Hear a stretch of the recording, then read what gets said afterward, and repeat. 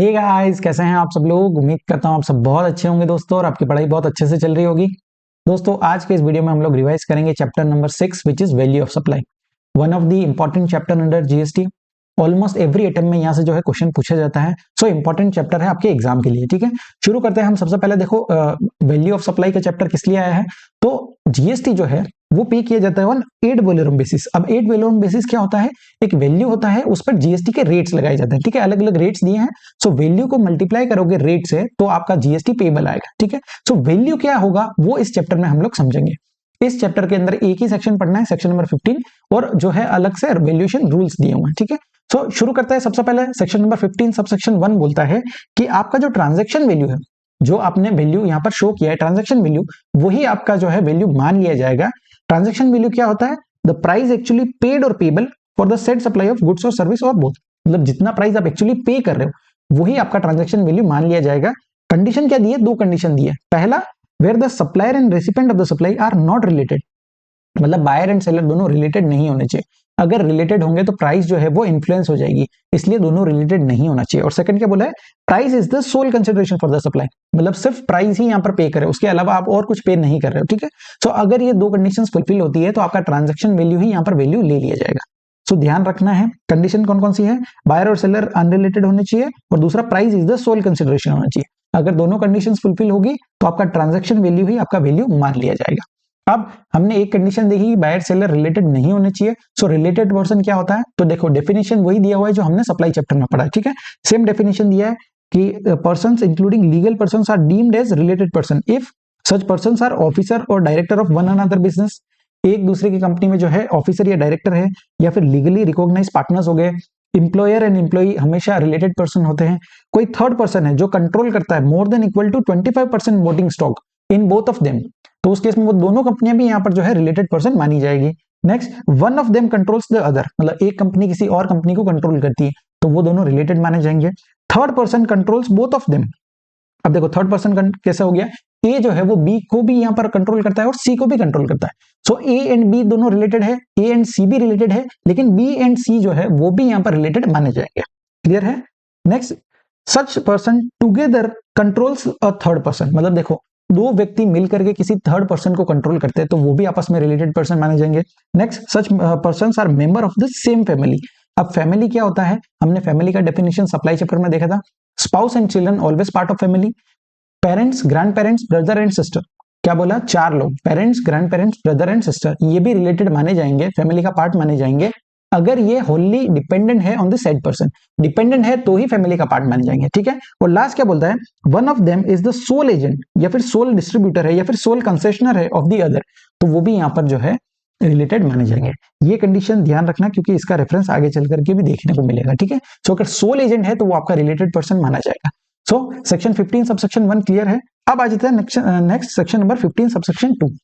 15.2 बात करता है inclusions in value of supply. अब देखो हमें वैल्यू कैसे निकालना है। सो 15.1 के अंदर हमें एक ट्रांजैक्शन वैल्यू दिया जाएगा। ठीक है, उसमें हमें ऐड करने हैं 15.2 के इंक्लूजन्स। ठीक है, और लेस करना है हमें सेक्शन नंबर 15 सब सेक्शन 3 के एक्सक्लूजन्स। सो अगर ये सारी चीजें करेंगे तो हमारा वैल्यू यहां पर जो है वैल्यू आ जाएगा। ठीक है, सो हमें देखना है इंक्लूजन्स कौन कौन से हैं और एक्सक्लूजन्स कौन कौन से हैं। 15.2 इंक्लूजन्स की बात करता है, 5 क्लोजेस दिए हुए हैं। क्लोज नंबर ए बात करता है आपको क्या इंक्लूड करना है, any taxes, duties, says and fees and any charges other than CGST, SGST, UTGST and GST compensation says if charge separately bye the supplier. ठीक है, सो क्या बोला है, कोई भी टैक्सेस अगर आपने पे किए हैं, चाहे म्युनिसिपल टैक्स हो गया, एंटरटेनमेंट टैक्स हो गया, कोई भी टैक्स अगर आपको दिख रहा है वो आपको यहां पर ऐड करना है अगर सप्लायर ने सेपरेटली चार्ज किया है तो। ठीक है, लेकिन जीएसटी के टैक्सेस कभी भी ऐड नहीं होंगे। So any taxes other than GST के टैक्सेस आपको यहां पर ऐड करना है। लेकिन यहां पर जो है एक सर्कुलर दिया हुआ है। सर्कुलर क्या बोलता है, the TCS under income tax act, जो टीसीएस का पेमेंट आप करते हो would not be included in the taxable value. क्यों इंक्लूड नहीं करेंगे, क्योंकि एक तरह का इंट्रीम लेवी है, not having the character of tax. ठीक है, सो टीसीएस अगर आपने पे किया है तो वो आपको इंक्लूड नहीं करना है। अदरवाइज आपने कोई भी टैक्सेस पे किया है, ड्यूटी पे किया है, या कोई फीस यहाँ पर पे किया है तो वो आपका इंक्लूड हो जाएगा अगर सप्लायर ने जो है सेपरेटली चार्ज किया है। क्लियर है? सो क्लोज ए हमारा डन है। सेकंड क्लोज बी बात करता है any amount that their supplier is liable to pay in relation to such supply. मतलब देखो ऐसा कोई भी अमाउंट जिसका लायबिलिटी सप्लायर का था, ठीक है, but which has been incurred by the recipient of the supply and are not included in the price actually paid or payable for the goods और सर्विसेज और बोथ। मतलब देखो ये क्या बोल रहा है, ऐसा कोई अमाउंट है जिसका लायबिलिटी था सप्लायर का बट पे किया है रेसिपिएंट ने। अब मान लो एक एग्जांपल से समझते हैं कि मान लीजिए कोई ऐसा एक्सपेंस है कि जो गुड्स है वो यहाँ पर डिलीवर किए जाएंगे, कस्टमर को डोर डिलीवरी किया जाएगा, ठीक है, तो जो फ्रेट का एक्सपेंस रहेगा वो भी यहाँ पर सप्लायर ही इनकर करेगा। क्लियर है? सो ये कॉन्ट्रैक्ट है, लेकिन हुआ क्या कि यहाँ पर जो फ्रेट का पेमेंट है वो रेसिपिएंट ने कर दिया।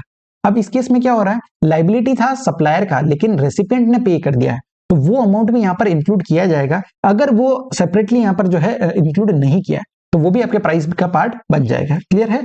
अब नेक्स्ट यहाँ पर क्या बोला है, if the customer makes direct payment of some of such liability to the third party. अब हमारे एग्जांपल में क्या हो रहा है कि फ्रेट का पेमेंट डायरेक्टली कर दिया थर्ड पार्टी को, तो वो भी इंक्लूड हो जाएगा। And the supplier does not include this amount in his bill, it would still form part of the value of supply, वो भी वैल्यू का पार्ट बनेगा।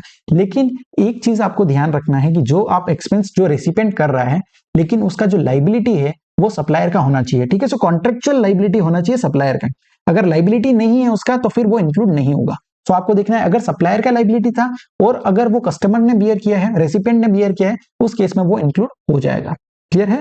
नेक्स्ट यहाँ पर एक सर्कुलर दिया हुआ है। सर्कुलर क्या बोलता है, valuation of supply made by a component manufacturer using the moulds और dies owned by the original equipment manufacturer sent free of cost. अब यहां पर क्या हो रहा है, एक होता है ओरिजिनल इक्विपमेंट मैन्युफैक्चरर, ठीक है, वो क्या करता है, सप्लाई करता है मोल्ड्स और डाइज को फ्री ऑफ कॉस्ट। किसको बेचता है, कंपोनेंट मैन्युफैक्चरर को।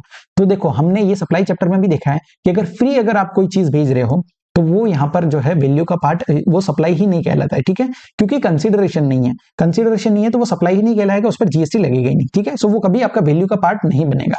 लेकिन केस ऐसा है जहां पर क्या होता है, कॉन्ट्रैक्ट जो है ओईएम और सीएम, ओरिजिनल इक्विपमेंट मैन्युफैक्चरर और कंपोनेंट मैन्युफैक्चरर के बीच में कॉन्ट्रैक्ट ऐसा है कि जो कंपोनेंट्स बनाए जाएंगे वो मोल्ड्स और डाइस यूज किए जाएंगे कंपोनेंट मैन्युफैक्चरर के खुद के। यहाँ पर कंपोनेंट मैन्युफैक्चरर खुद के मोल्ड्स और डाइस यूज करेगा।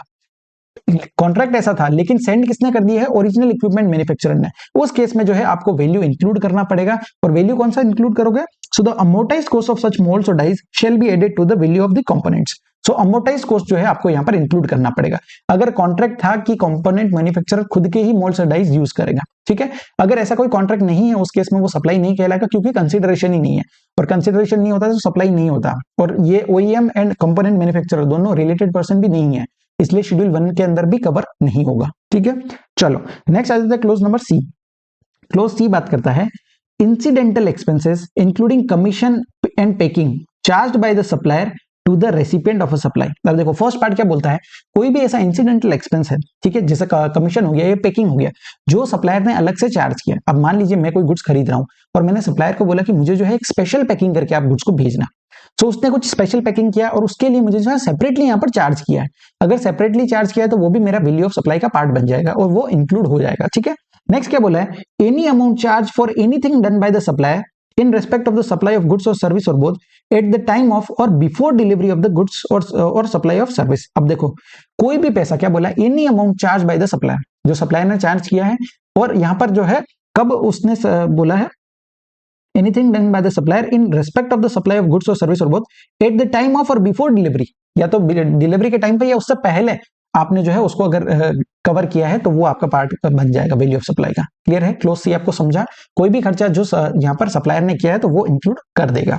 नेक्स्ट इसके कुछ एग्जांपल दिए, जैसे कमीशन हो गया, पैकिंग हो गया, इंस्पेक्शन हो गया, सर्टिफिकेशन चार्जेस हो गया, वेटमेंट चार्जेस हो गए। अब देखिए मान लीजिए कोई गुड्स जो मैं खरीद रहा हूँ तो मैंने सप्लायर को बोला कि आप जो है इसका इंस्पेक्शन करवाइए, इसका वेरिफिकेशन कराइए और उसके बाद मुझे सेंड कीजिए। उसने जो है किसी थर्ड पार्टी से वेरिफिकेशन करवाया, इंस्पेक्शन करवाया, तो वो अमाउंट भी यहाँ पर वैल्यू का पार्ट बनेगा, ठीक है। तो ये भी कवर हो जाएगा। अब यहाँ पर एक सर्कुलर दिया हुआ है, circular on outward freight and transit insurance. अब देखो इसके अंदर दो सिनेरियोस हो सकते हैं। पहला बोलता है supplier agrees to deliver the goods and arranges for transport and insurance. मतलब इस केस में क्या हो रहा है, सप्लायर का लाइबिलिटी है कि वो यहाँ पर गुड्स को डिलीवर करेगा, ठीक है, डिलीवरी उसका जो है उसका लाइबिलिटी है और वही फ्रेट का एक्सपेंस भी इनकर करेगा। इस केस में क्या होगा, ये एक तरह का कंपोजिट सप्लाई है, तो उस केस में जीएसटी पे करना पड़ेगा at the rate which is applicable on principal supply. जो गुड्स आप यहाँ पर बेच रहे हो उसके साथ ही आप ट्रांसपोर्टेशन का काम भी कर रहे हो, सो कंपोजिट सप्लाई हो जाएगा और जीएसटी पे करना है at the rate applicable to the relevant goods. ठीक है। सेकंड केस जहां पर सप्लाई जो है वो एक्स फैक्ट्री बेसिस पे है, मतलब बायर जो है वो पे करेगा फ्रेट एंड इंश्योरेंस, सप्लायर का लाइबिलिटी नहीं है, बायर का लाइबिलिटी है, उस केस में जो है freight and insurance do not included in the value of supply, ये कभी भी इंक्लूड नहीं होंगे क्योंकि सप्लायर का लाइबिलिटी ही नहीं था। ठीक है। सो आई होप आपको दोनों समझा है। अब आ जाता है clause number D, section 15 subsection 2 close D. ये बात करता है इंटरेस्ट और लेट फी और penalty for delayed payment of any consideration for any supply. अब देखिए आप जब भी ट्रांजैक्शन करते हो, ठीक है, तो नॉर्मल प्रैक्टिस में क्या होता है कि पैसा जो है क्रेडिट टर्म्स पे चलता है, 30 डेज का क्रेडिट टर्म हो सकता है, 45 डेज का क्रेडिट टर्म होगा। सो अगर उसके बाद पैसा रिसीव होता है तो उस केस में इंटरेस्ट चार्ज किया जाता है या लेट फी चार्ज की जाती है। सो जो भी पैसा आप इंटरेस्ट के फॉर्म में चार्ज करोगे वो भी आपके वैल्यू का पार्ट ही माना जाएगा। ठीक है। और उस केस में टाइम ऑफ सप्लाई क्या होगा, हमने देखा था सेक्शन 12 सबसेक्शन 6 बात करता है time of supply for delayed payment of consideration. उसमें हमने क्या देखा था, जब वो पैसा एक्चुअली रिसीव होता है आपको, जब वो कंसिडरेशन रिसीव होता है, वो इंटरेस्ट रिसीव होगा, वो टाइम पे जो है इसका टाइम ऑफ सप्लाई कहलाएगा। क्लियर है। So the time of supply of such interest और late fee is the date when such amount is actually received by the supplier. और नेक्स्ट एक चीज आपको ध्यान रखनी है, जो क्वेश्चन सॉल्व करने में आपको बहुत हेल्प मिलेगा, same rate of tax is applicable on the main supply of goods और service is are applicable on such charges as well. मतलब जो आपने गुड्स का जो रेट है वही रेट आपको इंटरेस्ट का भी लगाना रहेगा। ठीक है। और जनरली जो है इंटरेस्ट यहाँ पर इंक्लूसिव ऑफ जीएसटी माना जाता है। अगर आपको क्वेश्चन में स्पेसिफिकली लिखा हुआ है कि इंटरेस्ट जो है वो एक्सक्लूसिव ऑफ जीएसटी है तो उस केस में आपको अलग से जीएसटी लगाना है। अदरवाइज ऐसा अज्यूम करते हैं कि आपने जो भी इंटरेस्ट चार्ज किया है उसमें जीएसटी का कंपोनेंट इंक्लूडेड है, तो आपको जो है उसको एक्सक्लूसिव करना पड़ेगा, उसके बाद जो है उस पर लेट लगाना है। क्लियर है। तो जब भी क्वेश्चन सॉल्व करो आपको ध्यान रखना है interest always includes GST component. ठीक है। चलो नेक्स्ट आ जाता है क्लोज ई। क्लोज ई बोलता है subsidies directly link to the price. कौन सा सब्सिडी, जो डायरेक्टली लिंक है प्राइस से, excluding subsidy provided by the central government and state government. अब देखो कोई भी सब्सिडी दिया है, मान लीजिए एक बुक है, क्लासमेट का कॉपी आता है, वो 50 रुपीज का है। ठीक है। सो मैं क्या करता हूं, उस पर 20 रुपीज का सब्सिडी दे रहा हूं किसी को, और मैं बोलता हूं कि ये जो 30 रुपीज में जो है आप इस बुक को गवर्नमेंट स्कूल के बच्चों को दीजिए। सो मैं यहाँ पर सब्सिडी दे रहा हूं और प्राइस जो है मेरा वो लिंक है to the directly link to the price है जो सब्सिडी में दे रहा हूं। ठीक है। 50 रुपीज का जो कॉपी है उसको 30 रुपीज में सेल कर रहा है, 20 रुपीज का मैं सब्सिडी दे रहा हूं, तो उस केस में वो भी यहाँ पर वैल्यू ऑफ सप्लाई का पार्ट माना जाएगा और वो भी इंक्लूड हो जाएगा। ठीक है। सिर्फ सब्सिडी कौन से इंक्लूड नहीं करनी है, अगर सेंट्रल गवर्नमेंट से रिसीव होती है या फिर स्टेट गवर्नमेंट से रिसीव हो रही है तो वो सब्सिडी आपको इंक्लूड नहीं करना है। अब एक चीज आपको ध्यान रखना है कि ब्लैंकेट सब्सिडी आपको अगर कोई रिसीव हुआ है या फिर डोनेशन रिसीव हुआ है are not included in the value. जो सब्सिडी आपको रिसीव हुआ है वो लिंक होना चाहिए directly link to the price, अगर प्राइस से लिंक नहीं है तो वो इंक्लूड नहीं किया जाएगा। क्लियर है। सो 5 क्लोजेस हमने देखे। अब इसके रिगार्डिंग एक सर्कुलर दिया है, it is clarified that incentive paid by Smith to acquiring bank. अब देखिए ये एक ऑर्गेनाइजेशन है, ठीक है, ministry of electronic and information technology. तो ये क्या करते हैं, सेंट्रल गवर्नमेंट का एक ऑर्गेनाइजेशन है जो एक्वायरिंग बैंक को यहाँ पर पैसा इंसेंटिव पे करता है। अब देखिए मुझे कोई भी, मान लीजिए मैं कोई गुड्स खरीदता हूँ, ठीक है, और मैंने स्वाइप मशीन से यहाँ पर कार्ड स्वाइप किया और पेमेंट कर दिया। अब जो मशीन थी वो एचडीएफसी बैंक की थी, मैंने कार्ड स्वाइप किया और पैसा वहां पर जो है ट्रांसफर हो गया। इस केस में क्या हो रहा है, गवर्नमेंट बोलती है उन एक्वायरिंग बैंक्स को, जिसने वो पैसा एक्वायर किया, उनको बोलती है कि आपको जो है कस्टमर से कोई भी यहाँ पर पैसा चार्ज नहीं करना। वो क्या चाहते हैं, वो प्रमोट करना चाहते हैं रुपे डेबिट कार्ड को और लो वैल्यू भीम UPI transactions up to 2000 rupees तक का जो आप अगर ट्रांजेक्शन करते हो भीम यूपीआई से या फिर रुपे डेबिट कार्ड से, तो उस केस में जो है कस्टमर से कोई भी पैसा चार्ज नहीं किया जाता है और उस केस में गवर्नमेंट यहाँ पर जो है एक्वायरिंग बैंक को इंसेंटिव पे करती है। तो ये एक नेचर ऑफ सब्सिडी का है और ये जो है इंक्लूड नहीं होगा, ठीक है, ये आपके वैल्यू का पार्ट नहीं कहलाएगा क्योंकि ये जो ऑर्गेनाइजेशन है वो सेंट्रल गवर्नमेंट का ही ऑर्गेनाइजेशन है और हमने यहाँ पर देखा कि अगर सब्सिडी गवर्नमेंट देती है तो वो इंक्लूड नहीं किया जाता है। क्लियर है, सर्कुलर आपको समझा। अब 5 क्लोज हमने पढ़े हैं। सेक्शन 15 सबसेक्शन 2 बात करता है inclusion in value of supply. Clause a बात करता है any taxes other than GST के taxes if separately charge by the supplier.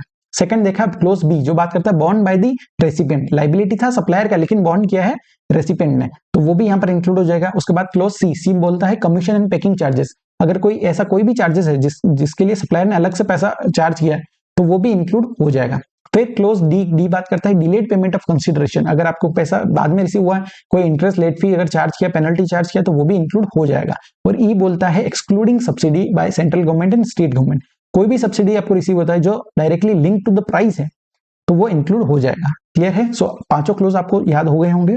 अब नेक्स्ट आ जाता है clause number section number 15 subsection 3। ये बात करता है exclusion of discount from value.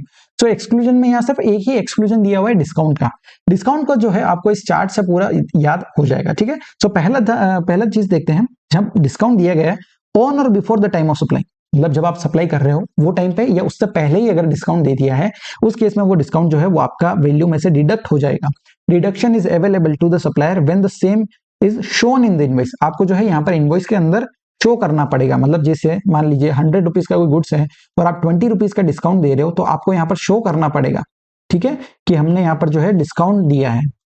सो इस तरह से अगर इनवॉइस में शो कर रहे हो तो फिर आपको जो है डिडक्ट कर सकते हो और आपका वैल्यू यहाँ पर 80 रुपीज ही माना जाएगा। क्लियर है? फर्स्ट केस में तो कोई कंफ्यूजन है ही नहीं।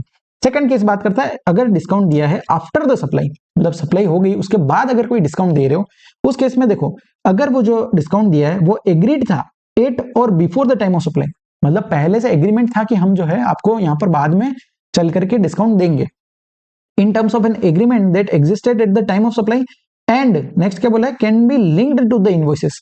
वो जो डिस्काउंट है वो इनवॉइस से लिंक किया जा सकता है, उस केस में जो है डिडक्शन मिल जाएगा। Deduction is available to the supplier if proportionate ITC is reversed by the recipient. अब देखो आईटीसी रिवर्स करने का क्या बात है, जब आपने कोई गुड्स खरीदा, ठीक है, मान लीजिए हमारे एग्जांपल में 100 रुपीज में मैंने गुड्स खरीदा था, अब 100 रुपीज के ऊपर जो है मैंने यहाँ पर पूरा टैक्स का पेमेंट कर दिया और मैंने जो है उसका इनपुट टैक्स क्रेडिट भी ले लिया, ठीक है। अब बाद में चल करके जो है जब मैंने खरीदा तब तो 100 में ही था, बाद में चल करके आफ्टर द सप्लाई वो जो है मुझे 20 रुपीज का डिस्काउंट देता है, तो डिस्काउंट यहाँ पर दे दिया तो मेरा वैल्यू कितना हो गया, डिस्काउंट अगर लेस करेंगे तो 80 रुपीज का ही वैल्यू हो गया।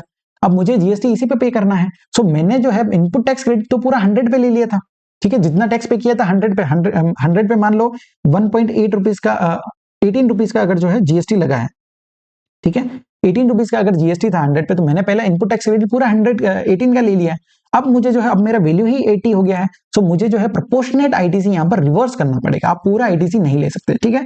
सो अगर आप वैल्यू में से डिडक्ट कर रहे हो तो आपको प्रोपोर्शनेट आईटीसी डिडक्ट करना पड़ेगा, क्लियर है, रिवर्स करना पड़ेगा।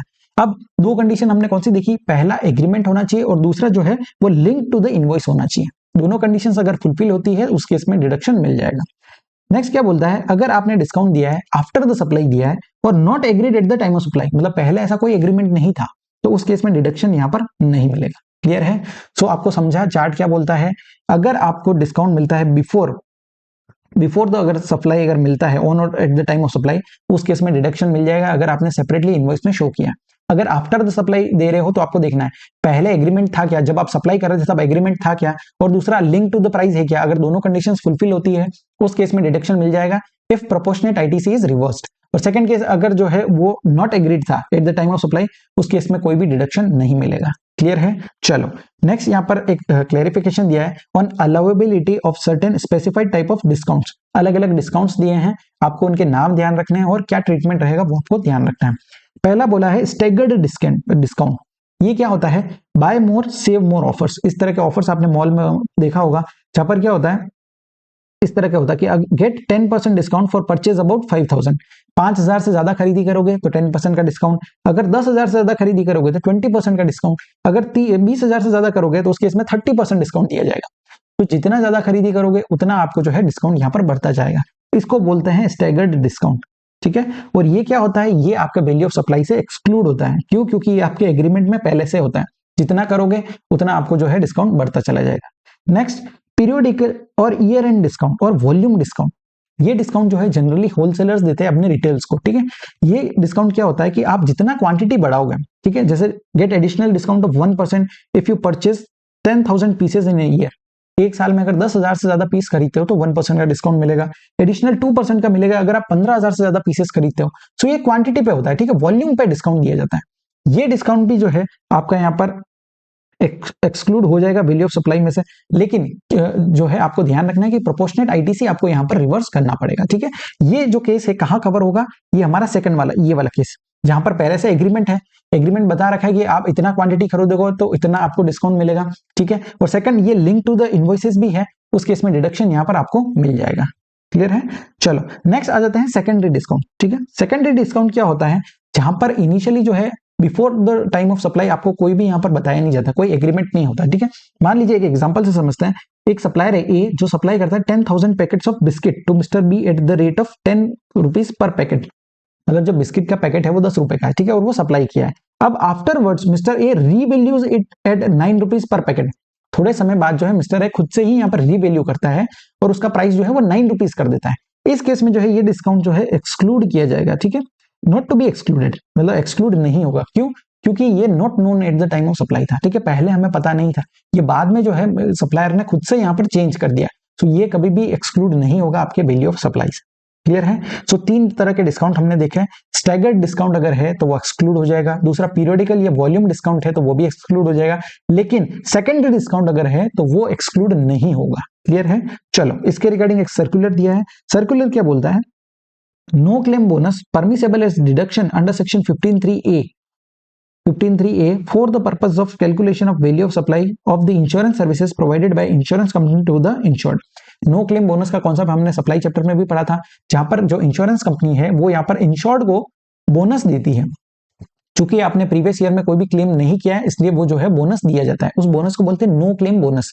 तो ये बोनस भी जो है आपको डिडक्शन यहाँ पर मिल जाएगा 15(3)(a) के अंदर, ठीक है, जहां पर जो डिस्काउंट दिया जाता है वो ऑन और eight the time of supply होता है, तो डिडक्शन मिल जाएगा, बस आपको जो है इनवॉइस में यहाँ पर शो किया होना चाहिए। क्लियर है? चलो नेक्स्ट आ जाता है सेक्शन नंबर 15 सबसेक्शन 4। ये बात करता है supplies where value can not be determine under section 15(1)। अगर आपका वैल्यू सेक्शन नंबर 15(1) के हिसाब से डिटरमाइन नहीं कर पा रहे हो, किन केसेस में नहीं कर पाएंगे? वहां पर दो कंडीशंस थी, बायर और सेलर रिलेटेड नहीं होने चाहिए और दूसरा price is the sole consideration होना चाहिए, ठीक है। सो अगर दोनों कंडीशन में से कोई भी कंडीशन फुलफिल नहीं होती उस केस में जो है आपका वैल्यू डिटरमाइन होगा as in such manner as may be prescribed. और क्या प्रिस्क्राइब किया हुआ है? यहाँ पर जो है वैल्यूएशन रूल्स बनाया हुआ, सो इन वैल्यूएशन रूल्स के अकॉर्डिंगली आपको वैल्यू डिटरमाइन करना पड़ेगा। क्लियर है? चलो नेक्स्ट सेक्शन नंबर 15 सबसेक्शन 5। ये बात करता है supplies of specified category of goods और सर्विसेज। कुछ गुड्स और सर्विसेज जो है जिनको यहाँ पर जो है गवर्नमेंट ने यहाँ पर वैल्यूएशन रूल्स दिए हैं, ठीक है, सो उनके अकॉर्डिंग आपको यहाँ पर वैल्यू निकालना रहेगा। हम रूल नंबर 32 देखेंगे, उसमें सेकेंड हैंड गुड्स का वैल्यू कैसे निकालना है, लाइफ इंश्योरेंस बिजनेस का वैल्यू कैसे निकलेगा, तो ये सारी चीजें यहाँ पर दी हुई है। सो कुछ स्पेसिफाइड कैटेगरी ऑफ गुड्स और सर्विस है उनका वैल्यू वैल्यूएशन रूल के हिसाब से निकाला जाएगा, ठीक है। तो यहाँ पर हमारा जो सेक्शन नंबर 15 है वो पूरी तरह से कंप्लीट होता है। 5 सबसेक्शन देखें। सेक्शन नंबर 15 सबसेक्शन 1 बोलता है कि transaction value which is the price actually paid or payable, वही हमारा ट्रांजैक्शन वैल्यू हो जाएगा, वही आपका जो है वैल्यू हो जाएगा अगर बायर और सेलर रिलेटेड नहीं है और price is the sole consideration. दूसरा सेक्शन नंबर 15 सबसेक्शन 2 के अंदर हमने इंक्लूजन्स देखे, सेक्शन नंबर 15 सबसेक्शन 3 के अंदर हमने एक्सक्लूजन्स देखे। सेक्शन 15 सबसेक्शन 4 बोलता है कि अगर आप वैल्यू 15(1) के हिसाब से नहीं डिटरमाइन कर पा रहे हो उस केस में वैल्यूएशन रूल्स देखने हैं आपको। और 15(5) बोलता है कुछ स्पेसिफाइड कैटेगरी ऑफ गुड्स और सर्विस है जिनका वैल्यू डिटरमाइन किया जाएगा as per the valuation rules. Clear है? अब शुरू करते हैं वैल्यूएशन रूल। सबसे पहला रूल, रूल नंबर 27, ये बात करता है value of supply of goods और service where the consideration is not wholly in money. अब देखिए एक एग्जांपल से समझते हैं। मान लीजिए मुझे कोई मोबाइल खरीदना है, ठीक है, और मोबाइल का प्राइस है 10,000 रुपीज। सो मैं क्या करता हूं, वहां पर ऑफर था कि आप अपना पुराना फोन भी एक्सचेंज करा सकते हो। सो अगर मैं अपना पुराना फोन एक्सचेंज कराता हूं तो उस केस में 3,000 जो है मुझे अपने पुराने फोन के मिलता है। सो टोटल प्राइस कितना है? टोटल प्राइस है मोबाइल का 10,000, उसमें से जो है मैं अपना पुराना फोन एक्सचेंज कराता हूं तो उसके मुझे 3,000 मिल जाते हैं और मैं कैश में पेमेंट कर देता हूं 7,000 का। सो इस केस में क्या हो रहा है, कंसिडरेशन होली इन मनी में नहीं है, यहाँ पर 7,000 मनी भी पे किया है और 3,000 का पुराना फोन भी दिया है, ठीक है। तो कंसिडरेशन जो है दोनों फॉर्म में है। उस केस में वैल्यू कैसे डिटरमाइन करेंगे, तो यहाँ पर मेथड दिया हुआ है, ठीक है। सो मेथड जो है आपको सीक्वेंस में देखना है। सबसे पहले हम क्या देखेंगे, value of supply shell be the open market value of such supply. Open market value क्या होता है, तो देखो open market value means the full value of money excluding taxes under GST. GST के टैक्सेस कभी भी इंक्लूड नहीं होता है। तो जो वैल्यू आपको मिलेगा payable by a person to obtain such supply at the time when supply being valued is made, but दो कंडीशंस ध्यान रखना है। Provided such supply is between unrelated person, दोनों व्यक्ति जो है अनरिलेटेड होना चाहिए, and price is the sole consideration for such supply. So अगर ये दोनों कंडीशंस फुलफिल होती है उस केस में वो ओपन मार्केट की वैल्यू कहलाता है। और यहाँ पर क्या बोला है रूल 27 में कि सबसे पहले आप ओपन मार्केट वैल्यू ले लीजिए। सेकंड, अगर ओपन मार्केट वैल्यू अवेलेबल नहीं है उस केस में क्या लेना है, be the some total of consideration in money. Consideration in money हमारे केस में क्या है 7,000 जो मनी में पे कर रहे हैं। एंड क्या बोला है, any such further amount in money as is equivalent to the consideration not in money. Consideration not in money क्या है, हमारे केस में हम मोबाइल दे रहे हैं पुराना, तो जो मोबाइल आप दे रहे हो उसका कंसिडरेशन मनी टर्म्स में कितना होगा, 3000 का। सो वो भी आपको इंक्लूड करना है। सो दोनों को अगर आप जोड़ोगे तो कितना हो रहा है, कंसिडरेशन इन मनी आ गया, हो गया आपका 7000 and consideration not in money कितना है, 3000। सो दोनों को इंक्लूड करोगे तो आपका वैल्यू ऑफ सप्लाई आ जाएगा। क्लियर है? चलो, फर्स्ट देखा हमने ओपन मार्केट वैल्यू, सेकंड देखा कि sum total of consideration in money and any such further amount in money as is equivalent to the consideration not in money. Third बोला है अगर इन दोनों से आपका वैल्यू नहीं आ रहा है उस केस में आपको वैल्यू लेना है सप्लाई ऑफ गुड्स और सर्विस और both of like kind and quality. Like kind and quality का वैल्यू आपको ले लेना है। अब लाइक काइंड एंड क्वालिटी क्या होता है, तो देखो supply of like kind and quality means any other supply made under similar circumstances. ऐसा कोई सप्लाई है जो सिमिलर सर्कमस्टांसेस में किया गया है which is same or closely or substantially resembles in respect of characteristics, quality, quantity, functionality, reputation to the supply being valued. मतलब जिसका जो कैरेक्टरिस्टिक्स है वो सेम है या सिमिलर है। ठीक है, जैसे कॉलगेट हो गया और यहाँ पर क्लोजअप हो गया, दोनों के क्या है, like kind and quality goods हैं, दोनों के कैरेक्टर सेम है, क्वालिटी सेम है ना, रेपुटेशन सेम है। सो इस तरह से का कोई प्रोडक्ट है उसका जो वैल्यू है आपको वो वैल्यू ले लेना है। समझा आपको? सो अभी तक हमने तीन चीजें देखी। पहला आपको ओपन मार्केट वैल्यू लेना है, दूसरा sum total consideration in money plus consideration not in money, third value of like kind and quality, और फोर्थ बोला है अगर इनसे भी अगर वैल्यू नहीं डिटरमाइन हो रहा है उस केस में जो है आपको रूल 30 के हिसाब से यहाँ पर वैल्यू डिटरमाइन करना है। रूल 30 बोलता है cost of the supply plus 10% markup. अब गवर्नमेंट यहाँ पर एक प्रिजम्पशन लेती है कि जो भी व्यक्ति यहाँ पर कुछ बिजनेस कर रहा है तो एटलीस्ट 10% का प्रॉफिट मार्जिन तो रखेगा। ठीक है, सो जितना आपका कॉस्ट ऑफ सप्लाई है प्लस 10% मार्कअप करके जो है वही आपका वैल्यू ले लिया जाएगा। अगर रूल 30 से भी वैल्यू नहीं डिटरमाइन हो रहा है उस केस में आपको लगाना है रूल नंबर 31 जो बात करता है अदर रीजनेबल मीन्स। ठीक है, आपको बेस्ट जजमेंट मेथड के हिसाब से यहाँ पर वैल्यू डिटरमाइन करना पड़ेगा। समझा आपको? अब देखो रूल 30 और 31 के हिसाब से क्या बोला है कि नॉर्मली आपको सारी जो है रूल्स यहाँ पर सीक्वेंस में देखना है। ठीक है, पहले ओपन मार्केट वैल्यू देखोगे, फिर consideration in money plus consideration not in money देखोगे, फिर लाइक काइंड एंड क्वालिटी देखोगे, फिर रूल 30, फिर रूल नंबर 31। लेकिन अगर केस है सप्लाई ऑफ सर्विस का तो सर्विस के केस में यहाँ पर बोला है the supplier has the option to skip rule 30 and directly apply rule number 31। So supplier of service के केस में रूल 30 आप स्किप कर सकते हो और सीधा जो है यहाँ पर रूल 30 स्किप करके सीधा रूल नंबर 31 लगा सकते हो। ये ऐसा प्रोविजन क्यों दिया, क्योंकि देखो सर्विस के केस में जो है cost of the supply determine करना मुश्किल होता है। सर्विस का कितना कॉस्ट है वो डिटरमाइन करना थोड़ा मुश्किल होता है, इसलिए बोला है कि आप सीधा जो है रूल नंबर 31 यहाँ पर लगा सकते हो, लेकिन सिर्फ सप्लाई ऑफ सर्विस के केस में। ठीक है, नेक्स्ट क्या बोला है, जो भी यहाँ पर रूल नंबर 27 के अंदर हमने देखा है वो सारे ही यूज करने हैं इन ऑर्डर ऑफ सीक्वेंस। ठीक है, आपको जो है the one coming later in the sequence is applicable only if the previous method are not applicable. अगर प्रीवियस मेथड नहीं एप्लीकेबल है उस केस में आपको नेक्स्ट यहाँ पर देखना रहेगा। ठीक है, अब रूल नंबर 27 का मैंने यहाँ पर एक समरी दिया है। सबसे पहले आपको क्या देखोगे, ओपन मार्केट वैल्यू, उसके बाद monetary consideration plus money value of non monetary consideration, उसके बाद थर्ड क्या देखोगे, value of supply of like kind and quality, fourth में क्या देखोगे आप, आपको जो है रूल नंबर 30 देखना है जो बात करता है कॉस्ट प्लस 10% मार्कअप, और उसके बाद आपको देखना है रूल नंबर 31 जो बात करता है बेस्ट जजमेंट मेथड। ठीक है, अदर रीजनेबल मीन्स। तो इस सीक्वेंस में जो है आपको यहाँ पर रूल नंबर 27 में देखना रहेगा। नेक्स्ट आ जाते हैं रूल नंबर 28। रूल नंबर 28 बात करता है value of supply of goods और सर्विस और बोथ बिटवीन डिस्टिंक्ट और related person other than through an agent. मतलब एजेंट को छोड़ करके ऐसा कोई भी सप्लाई है जो आप अपने डिस्टिंक्ट पर्सन से या रिलेटेड पर्सन के बीच में कर रहे हो। अब देखो हमने यहाँ पर जो है शेड्यूल 1 पढ़ा था सप्लाई चैप्टर में। ठीक है, शेड्यूल 1 बोलता है, शेड्यूल 1 का पैरा 2 बात करता है कि अगर आप कोई भी सप्लाई करते हो बिटवीन रिलेटेड पर्सन या डिस्टिंक्ट पर्सन और वो अगर इन द कोर्स और फर्दरेंस ऑफ बिजनेस में है तो इवन दो कंसिडरेशन नहीं है तो भी वो सप्लाई मान लिया जाएगा। ठीक है, सो अगर ऐसा कोई केस है जहां पर कंसिडरेशन नहीं है उस केस में वैल्यू कैसे डिटरमाइन करेंगे, सो रूल नंबर 28 के हिसाब से। दूसरा केस, अगर आपका कोई ट्रांजैक्शन है जो रिलेटेड पर्सन के बीच में या डिस्टिंक्ट पर्सन के बीच में और कंसिडरेशन भी यहाँ पर है अवेलेबल, लेकिन फिर भी आपको जो है वैल्यू रूल नंबर 28 के हिसाब से ही निकालना है।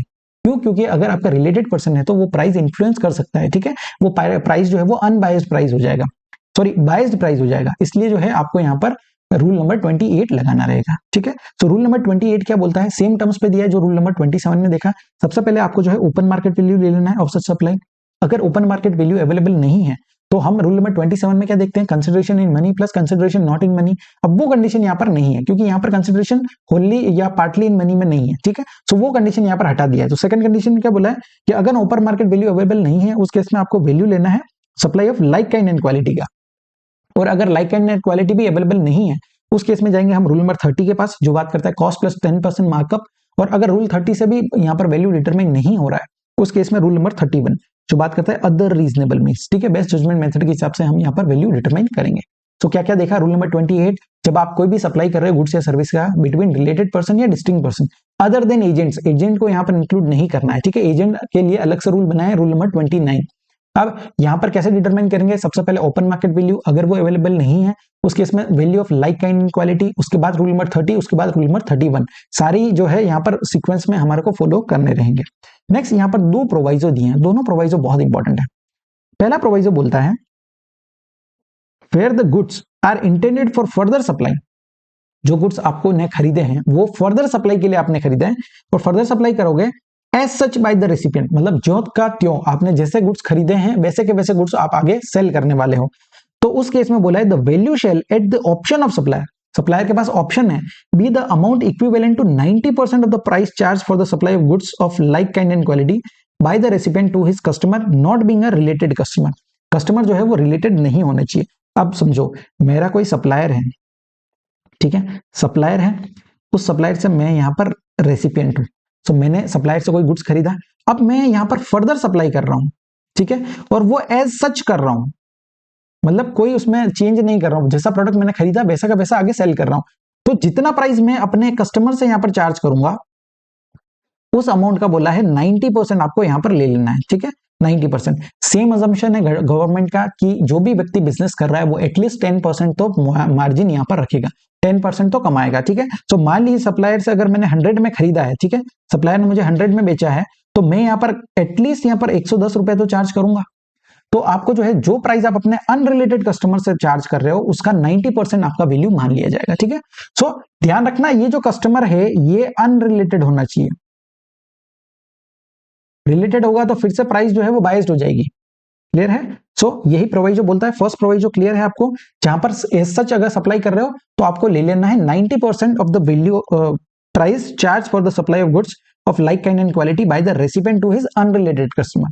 अब सेकंड प्रोवाइजो क्या बोलता है, देखिए, provided further that where the recipient is eligible for full input tax credit, जो रेसिपिएंट है वो यहाँ पर फुल आईटीसी के लिए एलिजिबल है, उस केस में the value declared in the invoice, जो वैल्यू इनवॉइस में डिक्लेयर किया है shall be deem to be the open market value of the goods और सर्विसेज, जो वैल्यू आप डिक्लेयर करोगे वही हम डीम यहाँ पर मान लेंगे ओपन मार्केट वैल्यू।